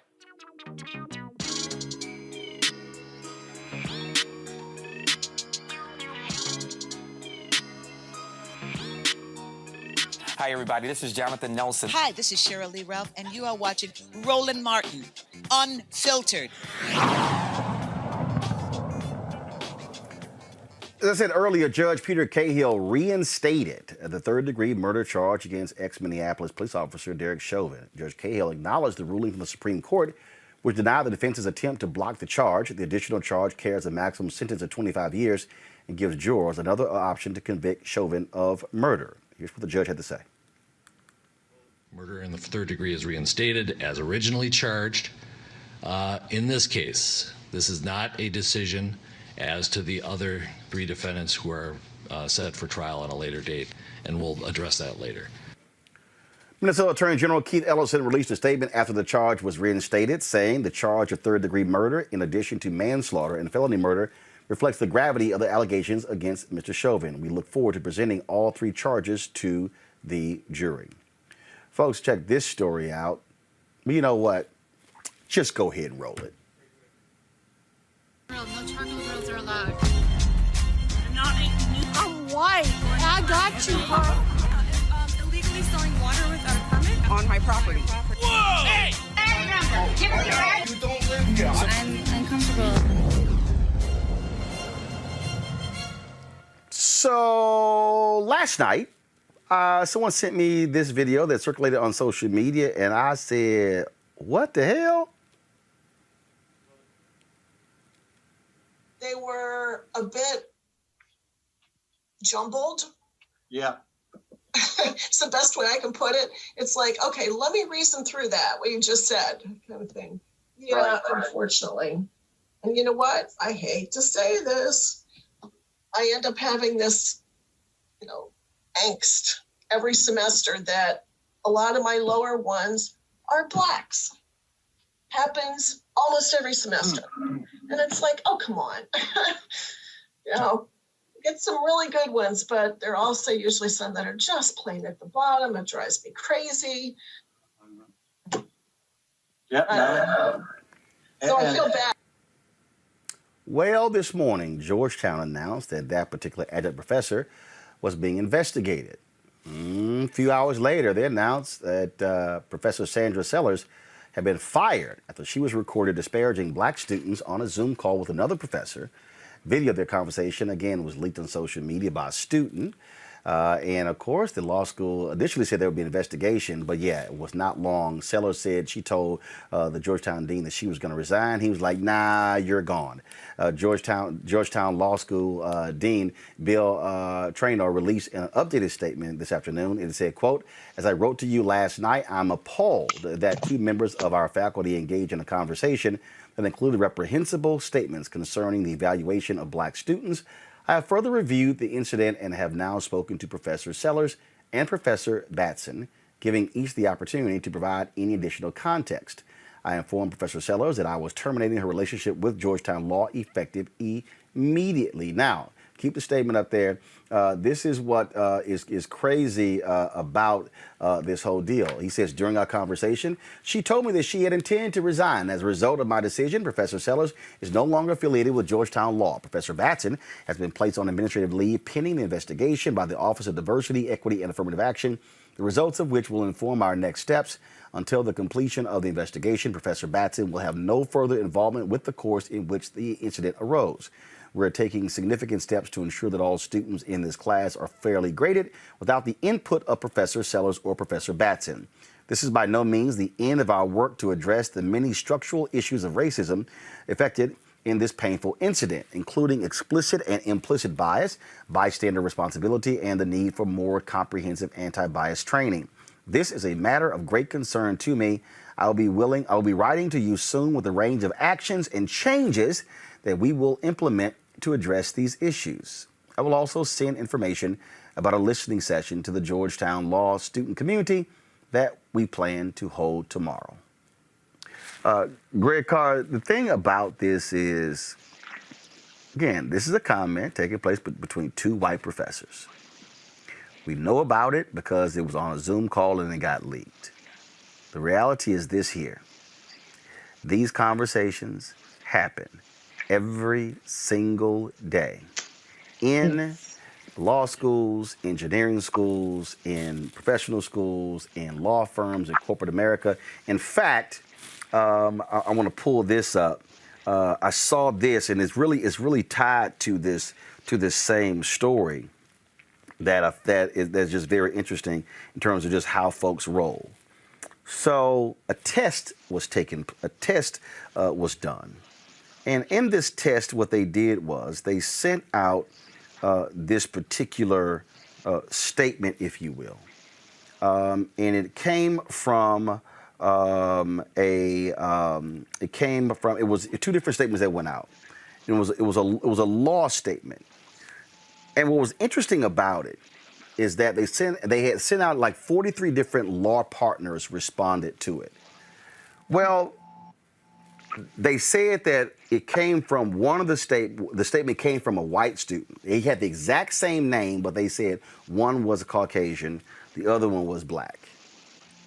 Guess which one had the most negative comments and the most spelling errors?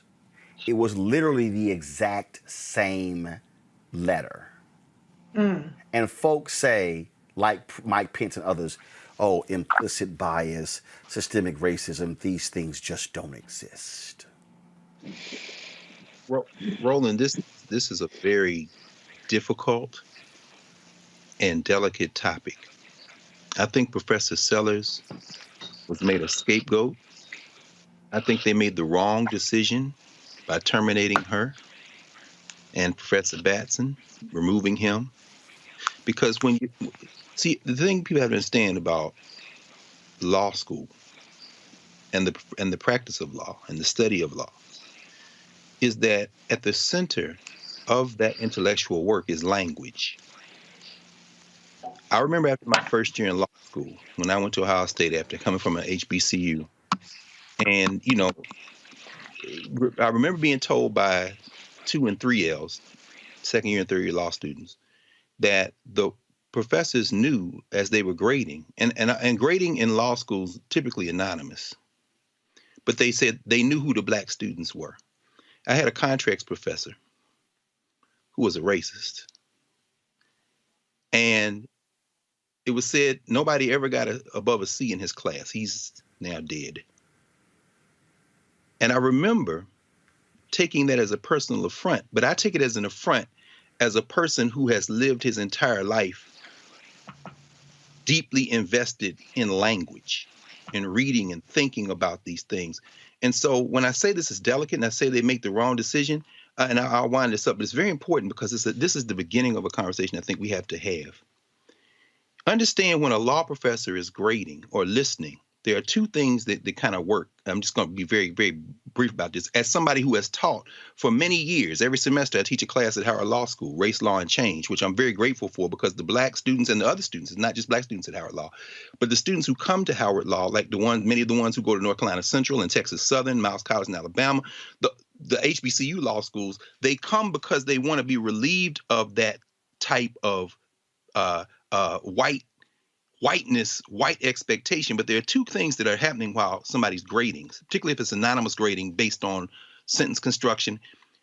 Sometimes professors are triggered by the themes that students might emphasize. I remember moot court competitions at Ohio State where they would say the black students seem to always argue on the side of social justice, and they would downgrade. The rubric is supposed to, the rubric is all culturally determined, but they would say the choices you all make in terms of what you emphasize when you're studying a case, when you're trying to go through a statute and make an argument, they always seem to trend towards social justice. So that implicit bias is coming through in the grading. The other thing is how students construct sentences, how students put together arguments, word choice. They think they know who it is based on how that happens. So we had a 2-day thing where the Black Law Students Association, that's why I was president of BALSA, we basically held the whole faculty at Ohio State hostage over a weekend at Ohio State to flesh out this challenge of whiteness as it manifests in assessing black intellectual work. When I say this is delicate, this isn't about somebody saying, I don't like black people. This is about how intellectual work is filtered through the lens of race. And you don't get rid of that by some anti-bias training and firing 1 or 2 people, because every last member of that faculty, let me tell you, came through a system that is baked into the way they think about intellectual work. And to make very, very clear, many of those classes, they don't know the names of the people they're grading. That's how deeply baked in it is. So it ain't like she's saying, here's Tawanda Jones, I'm gonna downgrade you. No, there are no names on the paper. See, you don't get rid of that by getting rid of her. You make her stay there, and then you put her in the middle of the room, surround her with the rest of the faculty, and say, now explain to us why you said you have a problem in this conversation when you got some Black students who are first generation, second generation, they're in a property law class. You're talking about restrictive covenants. You're walking through the language of Shelley versus Kramer and Hurd versus Hodge and all that. And the student who has never been introduced to that language is trying to not only grapple with this new concept, but grapple with the fact that I didn't even learn about this until I got to this law school. Wow. Now, this is a delicate thing. But Sam, I'm gonna pull this up because because what you just laid out, this is a perfect example. It ties right to it and it involves law. This email went out and says 53 partners from different law firms were asked to evaluate a young lawyer's legal memo. It was the exact same memo, except half identified the writer as Black, half as white. The Black writer's work was consistently seen as less competent. So watch this. The exact same memo averaged a 3.2 on a 5.0 rating under the hypothetical African-American Thomas Meyer and a 4.1 under the hypothetical Caucasian Thomas Meyer. The qualitative comments on memos consistently were also more positive for the Caucasian Thomas Meyer than our African-American Thomas Meyer. Caucasian Thomas Meyer, Reese, generally good writer but needs work on, has potential, good analytical skills. African-American Thomas Meyer needs lots of work, can't believe he went to NYU, average at best. Now, this is the one right here that jumps out. In regards to the specific errors in the memo, an average of 2.9, 7.0 spelling grammar errors were found in Caucasian Thomas Meyer's memo. African-American Thomas Meyer, 5.8. It was the same memo, Reese. Right. And this is how the institutional racism really has deep impacts, because a lot of times when it comes to internships, a lot of times when it comes to job opportunities, it's about your ranking in your classes. And so the top ranked law students get their pick of the litter in terms of their opportunities. Whereas if you're a lower ranked student, then you're going to have to, accept less money, which has generational consequences. And so there is an actual, implication to this that's not just, oh, white people are racist, duh. Like it's actually something that can be detrimental in terms of the earning potential and the trajectory of a person's career. And if it's rooted, and with it being rooted in biases, again, as Dr. Carr laid out so expertly, it's baked in every single layer of the grading system and every single layer of how Black students are perceived. Even if you don't even know that the person is Black, you get a Black penalty even if you're white, because if you sound like a Black person, or if you're going for causes that seem like something that only a Black person will care about, which is interesting that it's only that they think only Black people care about these things, then there's a penalty for that. And so it's layers upon layers upon layers. It's not, like Dr. Carr said, just a matter of a conversation needs to be had. You have to address the institutional aspects of it. And again, what the end result is a tangible result. It's a person who doesn't get the interview, a person who doesn't get the job, a person who gets offered less, a person who doesn't, that has to go into a different field perhaps. And so these are the things that even when you look at Black law students, you look at Black lawyers, you look at them as, the upper echelon. They're the, some people could say talented 10th or whatever the situation may be.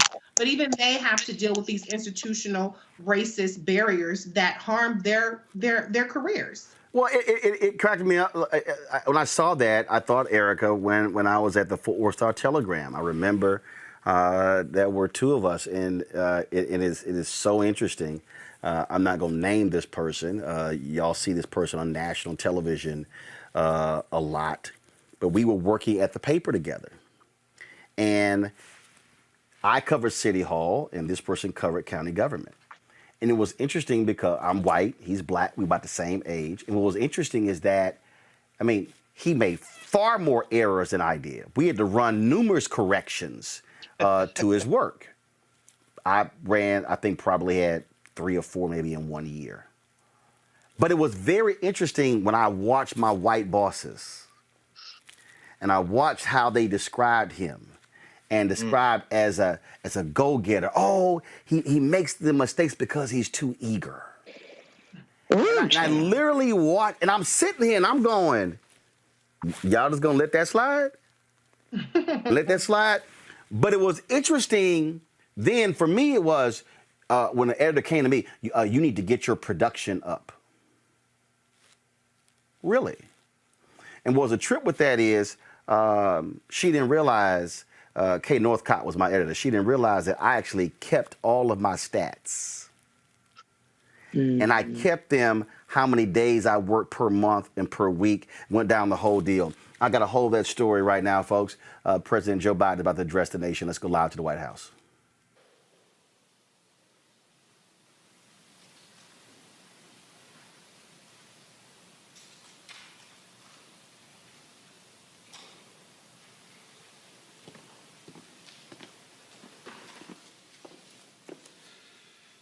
Good evening, my fellow Americans.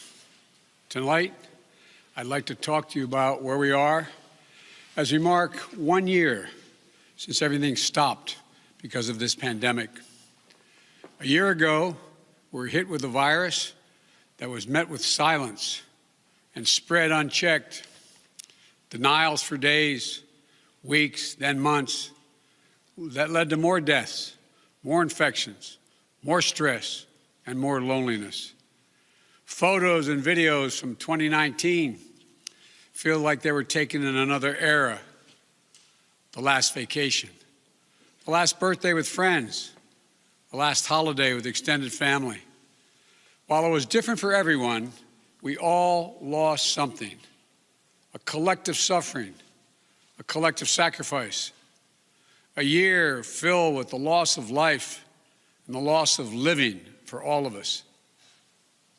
But in the loss, we saw how much there was to gain in appreciation, respect, and gratitude. Finding light in the darkness is a very American thing to do. In fact, it may be the most American thing we do. And that's what we've done. We've seen frontline and essential workers risking their lives, sometimes losing them, to save and help others. Researchers and scientists racing for a vaccine.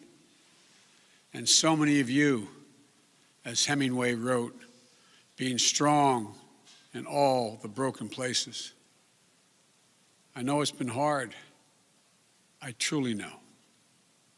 As I've told you before, I carry a card in my pocket with the number of Americans who have died from COVID to date. It's on the back of my schedule.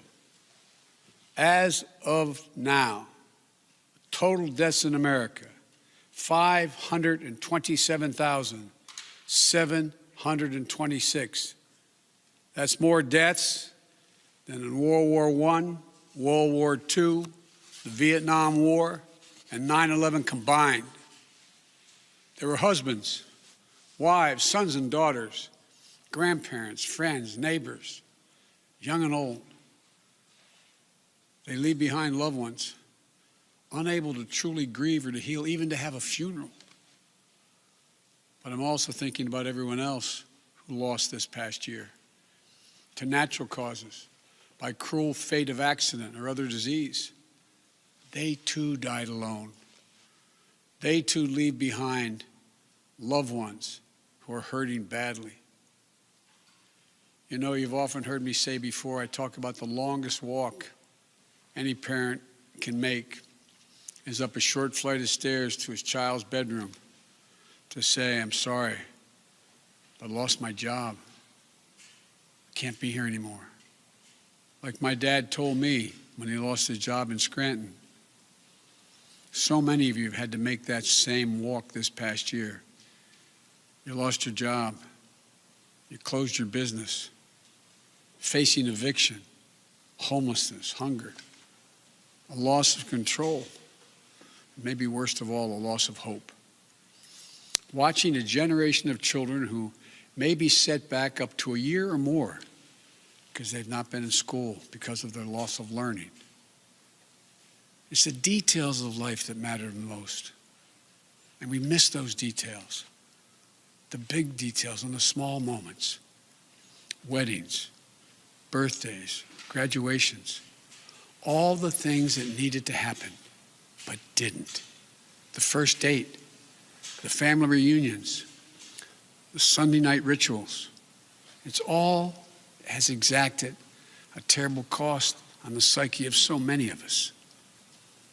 For we are fundamentally a people who want to be with others, to talk, to laugh, to hug, to hold one another.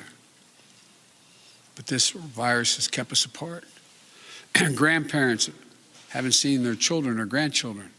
Parents haven't seen their kids. Kids haven't seen their friends. The things we used to do that always filled us with joy have become things we couldn't do and broke our hearts. Too often, we've turned against one another. A mask, the easiest thing to do to save lives. Sometimes it divides us. States pitted against one another instead of working with each other. Vicious hate crimes against Asian Americans who've been attacked, harassed, blamed, and scapegoated. At this very moment, so many of them, our fellow Americans, they're on the front lines of this pandemic trying to save lives. And still, they're forced to live in fear for their lives just walking down streets in America. It's wrong, it's un-American, and it must stop. Look, we know what we need to do to beat this virus. Tell the truth. Follow the scientists and the science. Work together. Put trust and faith in our government to fulfill its most important function, which is protecting the American people. No function more important. We need to remember the government isn't some foreign force in a distant capital. No, it's us, all of us. We the people. For you and I, that America thrives when we give our hearts, when we turn our hands to common purpose. And right now, my friends, we're doing just that. And I have to say, as your president, I'm grateful to you. Last summer, I was in Philadelphia and I met a small business owner, a woman. I asked her, I said, what do you need most?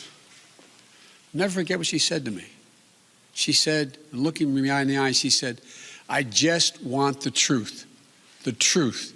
Just tell me the truth. Think of that. My fellow Americans, you're owed nothing less than the truth. And for all of you asking when things will get back to normal, here is the truth. The only way to get our lives back, to get our economy back on track, is to beat the virus. You've been hearing me say that for while I was running and the last 50 days I've been president. But this is one of the most complex operations we've ever undertaken as a nation in a long time. That's why I'm using every power I have as President of the United States to put us on a war footing to get the job done. Sounds like hyperbole, but I mean it, a war footing. And thank God we're making some real progress now. In my first full day in office, I outlined for you a comprehensive strategy to beat this pandemic. We've spent every day since attempting to carry it out.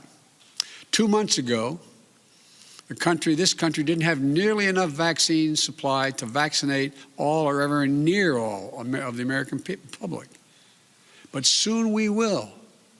We've been working with vaccine manufacturers, Pfizer, Moderna, Johnson & Johnson, to manufacture and purchase hundreds of millions of doses of these 3 safe, effective vaccines. And now, at the direction and with the assistance of my administration, Johnson & Johnson is working together with a competitor, Merck, to speed up and increase the capacity to manufacture new Johnson & Johnson vaccine, which is 1 shot. In fact, just yesterday, I announced, and I met with the CEOs of both companies, I announced our plan to buy an additional 100 million doses of Johnson & Johnson vaccines. These 2 companies, competitors, have come together for the good of the nation, and they should be applauded for it. It's truly a national effort, just like we saw during World War II. Now, because all the work we've done, we'll have enough vaccine supply for all adults in America by the end of May. That's months ahead of schedule. And we're mobilizing thousands of vaccinators to put the vaccine in one's arm, calling active duty military, FEMA, retired doctors and nurses, administrators, and those to administer the shots. And we've been creating more places to get the shots. We've made it possible for you to get a vaccine at nearly any one of 10,000 pharmacies across the country, just like you get your flu shot. We're also working with governors and mayors in red states and blue states to set up and support nearly 600 federally supported vaccination centers that administers hundreds of thousands of shots per day. You can drive up to a stadium or a large parking lot, get your shot, never leave your car, and drive home in less than an hour. We've been sending vaccines to hundreds of community health centers all across America, located in underserved areas.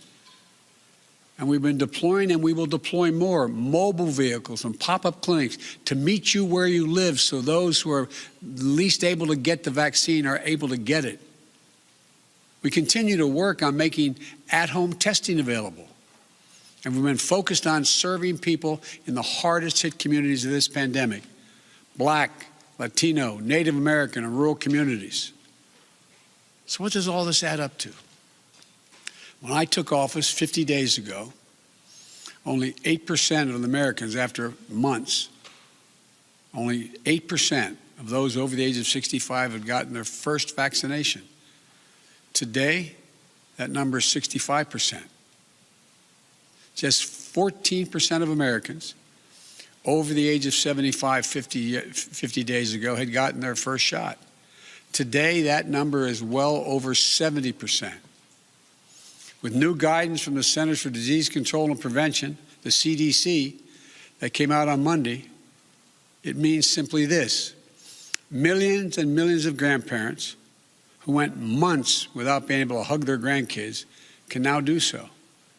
And the more people are fully vaccinated, the CD will continue to provide additional guidance on what you can do in the workplace, places of worship with your friends, as well as travel.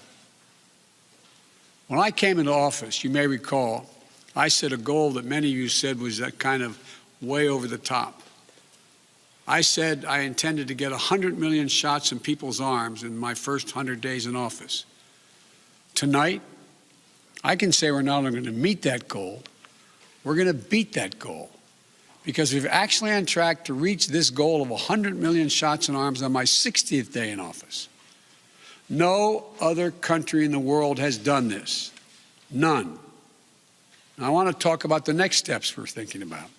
First, tonight, I'm announcing that I will direct all states, tribes, and territories to make all adults, people 18 and over, eligible to be vaccinated no later than May 1. Let me say that again. All adult Americans will be eligible to get a vaccine no later than May 1. That's much earlier than expected. Let me be clear. That doesn't mean everyone's going to have that shot immediately, but it means you'll be able to get in line beginning May 1. Every adult will be eligible to get their shot. And to do this, we're going to go from 1 million shots a day that I promised in December, before I was sworn in, to maintaining, beating our current pace of 2 million shots a day, outpacing the rest of the world. Secondly, at the time when every adult is eligible in May, we will launch, with our partners, new tools to make it easier for you to find the vaccine and where to get the shot, including a new website that will help you first find the place to get vaccinated and the one nearest you. No more searching day and night for an appointment for you and your loved ones. Thirdly, with the passage of the American Rescue Plan, and I thank again the House and Senate for passing it, and my announcement last month of a plan to vaccinate teachers and school staff, including bus drivers, we can accelerate massive nationwide effort to reopen our schools safely and meet my goal that I stated at the same time, about 100 million shots, of opening a majority of K through 8 schools in my first 100 days in office. This is going to be the #1 priority of my new Secretary of Education, Miguel Cardona. Fourth, in the coming weeks, we will issue further guidance on what you can and cannot do once fully vaccinated to lessen the confusion, to keep people safe, and encourage more people to get vaccinated. And finally, fifth, and maybe most importantly, I promise I will do everything in my power. I will not relent until we beat this virus. But I need you, the American people. I need you.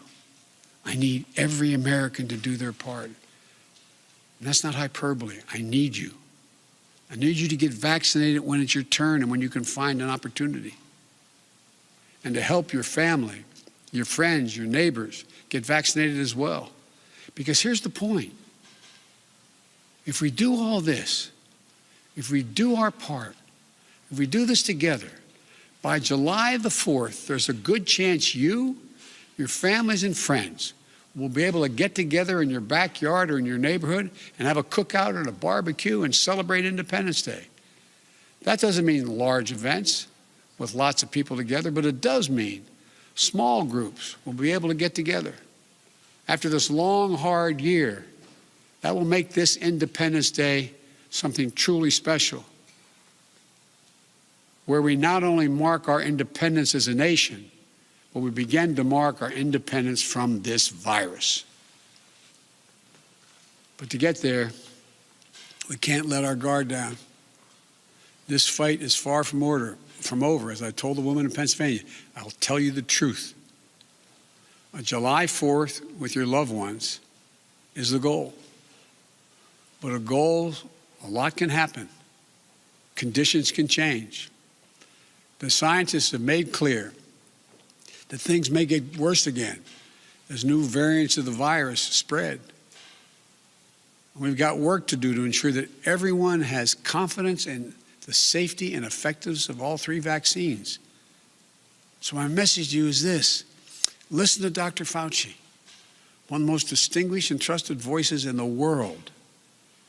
He's assured us the vaccines are safe. They underwent rigorous scientific review. I know they're safe. Vice President Harris and I know they're safe. That's why we got the vaccine publicly in front of cameras, so for the world to see, so you could see us do it. The First Lady and the Second Gentleman also got vaccinated. Talk to your family, friends, your neighbors, the people you know best who've gotten the vaccine. We need everyone to get vaccinated. We need everyone to keep washing their hands, stay socially distanced, and keep wearing the mask as recommended by the CDC. Because even if we devote every resource we have, beating this virus and getting back to normal depends on national unity. And national unity isn't just how politics and politicians vote in Washington, or what the loudest voices say on cable or online. Unity is what we do together as fellow Americans. Because if we don't stay vigilant and the conditions change, then we may have to reinstate restrictions to get back on track. And please, we don't want to do that again. We've made so much progress. This is not the time to let up. Just as we were emerging from a dark winter into a hopeful spring and summer is not the time to not stick with the rules. I'll close with this. We've lost so much over the last year. We've lost family and friends. We've lost businesses and dreams we spent years building. We've lost time with each other. And our children have lost so much time with their friends, time with their schools. No graduation ceremonies this spring. No graduations from college, high school, moving up ceremonies. You know, and there's something else we lost. We lost faith in whether our government and our democracy can deliver on really hard things for the American people. But as I stand here tonight, we're proving once again something I've said time and time again, to probably tired of hearing me say it. I say it to foreign leaders and domestic alike. It's never, ever a good bet to bet against the American people. America is coming back. The development, manufacture, and distribution of vaccines in record time is a true miracle of science. It's one of the most extraordinary achievements any country has ever accomplished. And we also just saw the Perseverance rover land on Mars. Stunning images of our dreams that are now a reality. Another example of the extraordinary American ingenuity, commitment, and belief in science and one another. And today, I signed into law the American Rescue Plan, an historic piece of legislation that delivers immediate relief to millions of people, includes $1,400 in direct rescue checks, payments. That means a typical family of four earning about $110,000 will get checks for $5,600 deposited if they have direct deposit or in a check, a treasury check. It extends unemployment benefits. It helps small businesses. It lowers health care premiums for many. It provides food and nutrition, keeps families in their homes. And it will cut child poverty in this country in half, according to the experts. And it funds all the steps I've just described to beat the virus and create millions of jobs. In the coming weeks and months, I'll be traveling along with the First Lady, the Vice President, the Second Gentleman, members of my cabinet, to speak directly to you, to tell you the truth about how the American Rescue Plan meets the moment. And if it fails at any pace, I will acknowledge that it failed, but it will not. About how after long, dark years, one whole year, there is hope and light of better days ahead. If we all do our part, this country will be vaccinated soon. Our economy will be on the mend. Our kids will be back in school. And we'll have proven once again that this country can do anything, hard things, big things, important things. Over a year ago, no one could have imagined what we were about to go through. But now, we're coming through it. And it's a shared experience that binds us together as a nation. We are bound together by the loss and the pain of the days that have gone by. We're also bound together by the hope and the possibilities of the days in front of us. My fervent prayer for our country is that after all we've been through, we'll come together as one people, one nation, one America. I believe we can and we will. We're seizing this moment. And history, I believe, will record. We faced and overcame one of the toughest and darkest periods in this nation's history. Darkest we've ever known. I promise you, we'll come out stronger with a renewed faith in ourselves, a renewed commitment to one another, to our communities and to our country. This is the United States of America. And there's nothing, from the bottom of my heart, I believe this, there's nothing we can't do when we do it together. So God bless you all. And please, God, give solace to all those people who lost someone. And may God protect our troops. Thank you for taking the time to listen. I look forward to seeing you. President Biden, do you consider this a new phase of the pandemic? And that was President Joe Biden addressing the nation tonight on the one-year anniversary of when the nation really shut down over COVID-19. I must say, Reese, I'm thankful every day to actually have a human being now occupying the Oval Office who knows how to actually speak to the country when you've lost 500,000 people and you're not sitting there going, me, look at me. Yeah, and it was a transparent, speech. It wasn't about grandstanding. It wasn't about trying to downplay what we're used to from Donald Trump. And I think the most important thing is that competency has been restored in the White House. And that is why we're seeing this massive scaling up of the vaccinations. And the government response is actually making the difference. I know my husband, when he got the vaccine, there were National Guard out there who were helping with these mass vaccination sites. That wasn't something that the Trump administration was doing. And so I think it's really important, number one, to just acknowledge the human toll that the coronavirus has taken on the country, as well as like President Biden laid out. There are people who have died alone who weren't even infected from coronavirus because of the restrictions that the pandemic has put in place. And so I'm really happy to see President Biden not only just sell the package that just passed, but also emphasize that we really are in this together. And I know, Dr. Carr, you're probably going to have a comment about that, but the reality is that public health is a shared responsibility, and we have to have everybody on board in order to get the hell out of this thing, whether that means vaccinations, whether that means social distancing, washing hands, wearing masks, and things of that nature.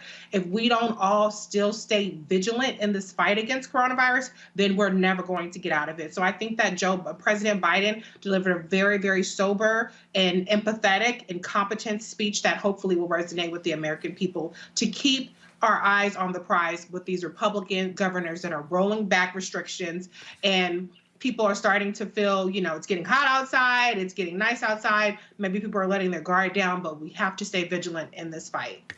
It is important, as far as I'm concerned, Erica, to have the Commander-in-Chief, the President of the United States, speak to the nation in a way that is soothing, that is comforting, that things will be okay, it will get better, as opposed to the constant bluster. Just even the decision by Biden not to sign his name on the COVID relief checks. We saw how arrogant Trump was even with that, which actually held up the delivery of payments. And the White House has already announced that some folks will start seeing that money deposited in their accounts this weekend. You're on mute, Erica. You keep hitting that. Oh, come on, y'all. Lord, go ahead. Non-compliant tonight, huh? But I think that it was also really important to also, as you and Reese have both said, hear from someone who is competent, who does have a level of understanding where the country is right now, particularly because of his own walk with grief that he has shared many times with all of us.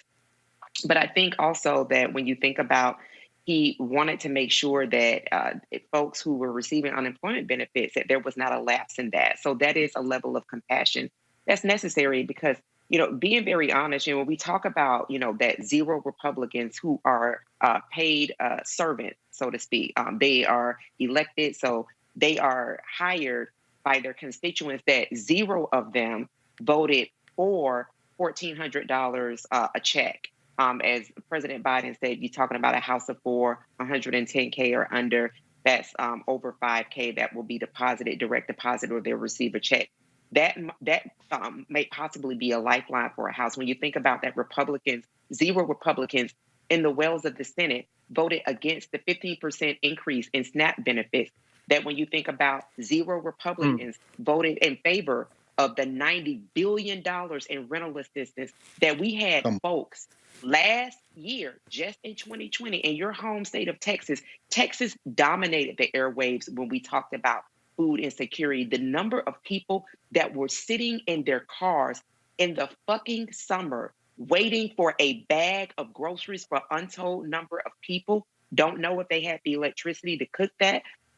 But that happened under this past regime. So when we think about, the zero Republicans, and we talk about on this show, having a long memory, think back to a few weeks ago when Roland had on this show an expert that talked about the 2.7 years that had been taken off of Black life due to COVID. And that's based on data that was captured from January to June of 2020. We've not seen yet what data from the rest of that year and moving forward will cost Black lives. So it is critically important to have somebody who's able to communicate a message the way that President Biden has, but then also to understand that the person that occupied that space was a damn demagogue, a fucking demagogue. And to think that he is skating his ass across Florida and that 50 senators, right? That's supposed to be the Country Club 100.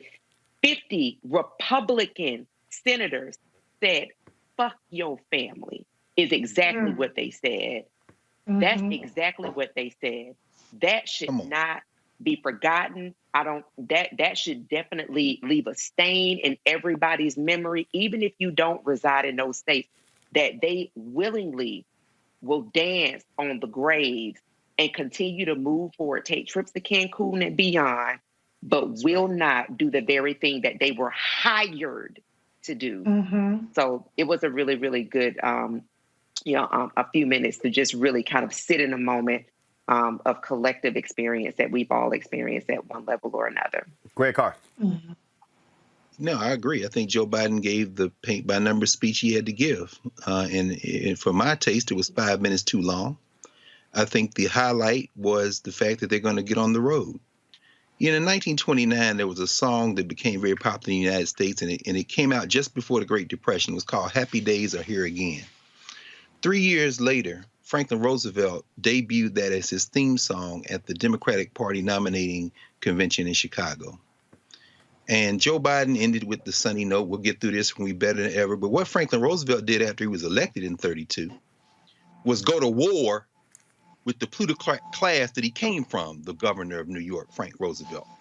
Remember the National Recovery Act that he started in 1933. Remember the Civilian Conservation Corps. My own father came out to Tennessee Valley Authority, and as teenagers, these boys got jobs out there. Remember the Social Security Act. Remember the Supreme Court declared the National Recovery Act unconstitutional in 1935, and Frank Roosevelt threatened to pack the courts, the court packing plan.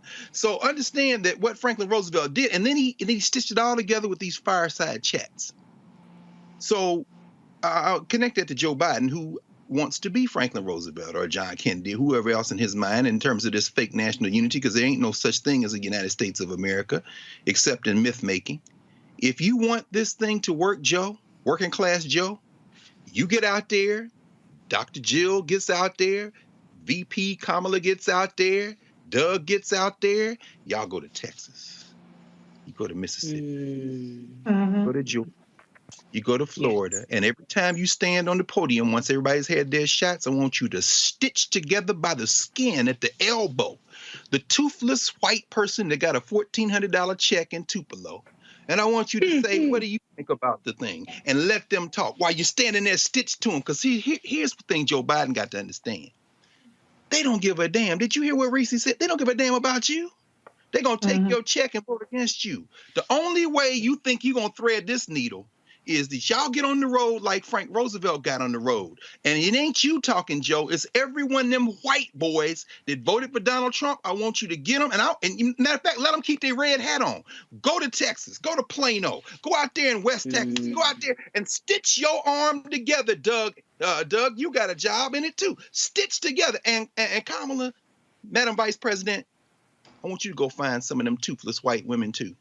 And I want you to find some of those black women and those Hispanic women, those Guatemalans and those Mexicans and those Salvadorians. I want you to stitch together, and I want you to get a nice rainbow coalition with a big 6'7" white boy I hate, niggas like Kamala Harris, standing right next to you, Stitch. And I want you to ask him if it's important now, because his children got covered with CHIP, because the food stamps that they use. I want him to tell the story. If y'all want to win this war, this is when you can do it. Joe, you went on about 5 minutes too long. You should have stopped with, I learned a lesson during the time I was vice president under Barack Obama. Not only are we claiming credit, we're going to make y'all reelect us in the next 3 months when we go on the road and crush the white nationalist party using their own voters as the ammunition. Let's see how smart you are. You work, Joe. A lot of work ahead for this country when it comes to what's happening with COVID-19. Vaccines are critically important, but also making sure they spend the resources to get the word out. Too many in our community don't know where to go, don't know how to access them, and so that needs to be ramped up in a considerable way. And so we certainly hope more of that is done in this country. Folks, that is it for us. We certainly appreciate it. Reese, Erica, and Dr. Carr, thank you so very much. Folks, if y'all want to support what we do here at Roland Martin Unfiltered, please support us by joining our Bring the Funk fan club. You can give by going to Cash App, $RM Unfiltered, Venmo.com/RM Unfiltered, PayPal.me/R Martin Unfiltered, Zelle, Roland at RolandSMartin.com, or Roland at RolandMartinUnfiltered.com. You can, of course, send a money order to 1625 K Street Northwest, Suite 400, Washington, D.C., 2006. Folks, that is it. Tomorrow on the show, we, of course, will have my one-hour interview with St. Louis Circuit Attorney Kim Gardner. She's been catching much hell from the cops, from these white supremacists in Missouri, but she is standing strong, and she's been reelected to a new 4-year term. We'll break it all down in our one-on-one conversation from St. Louis. That is tomorrow right here on Roland Martin Unfiltered. Talk to you later. Hi!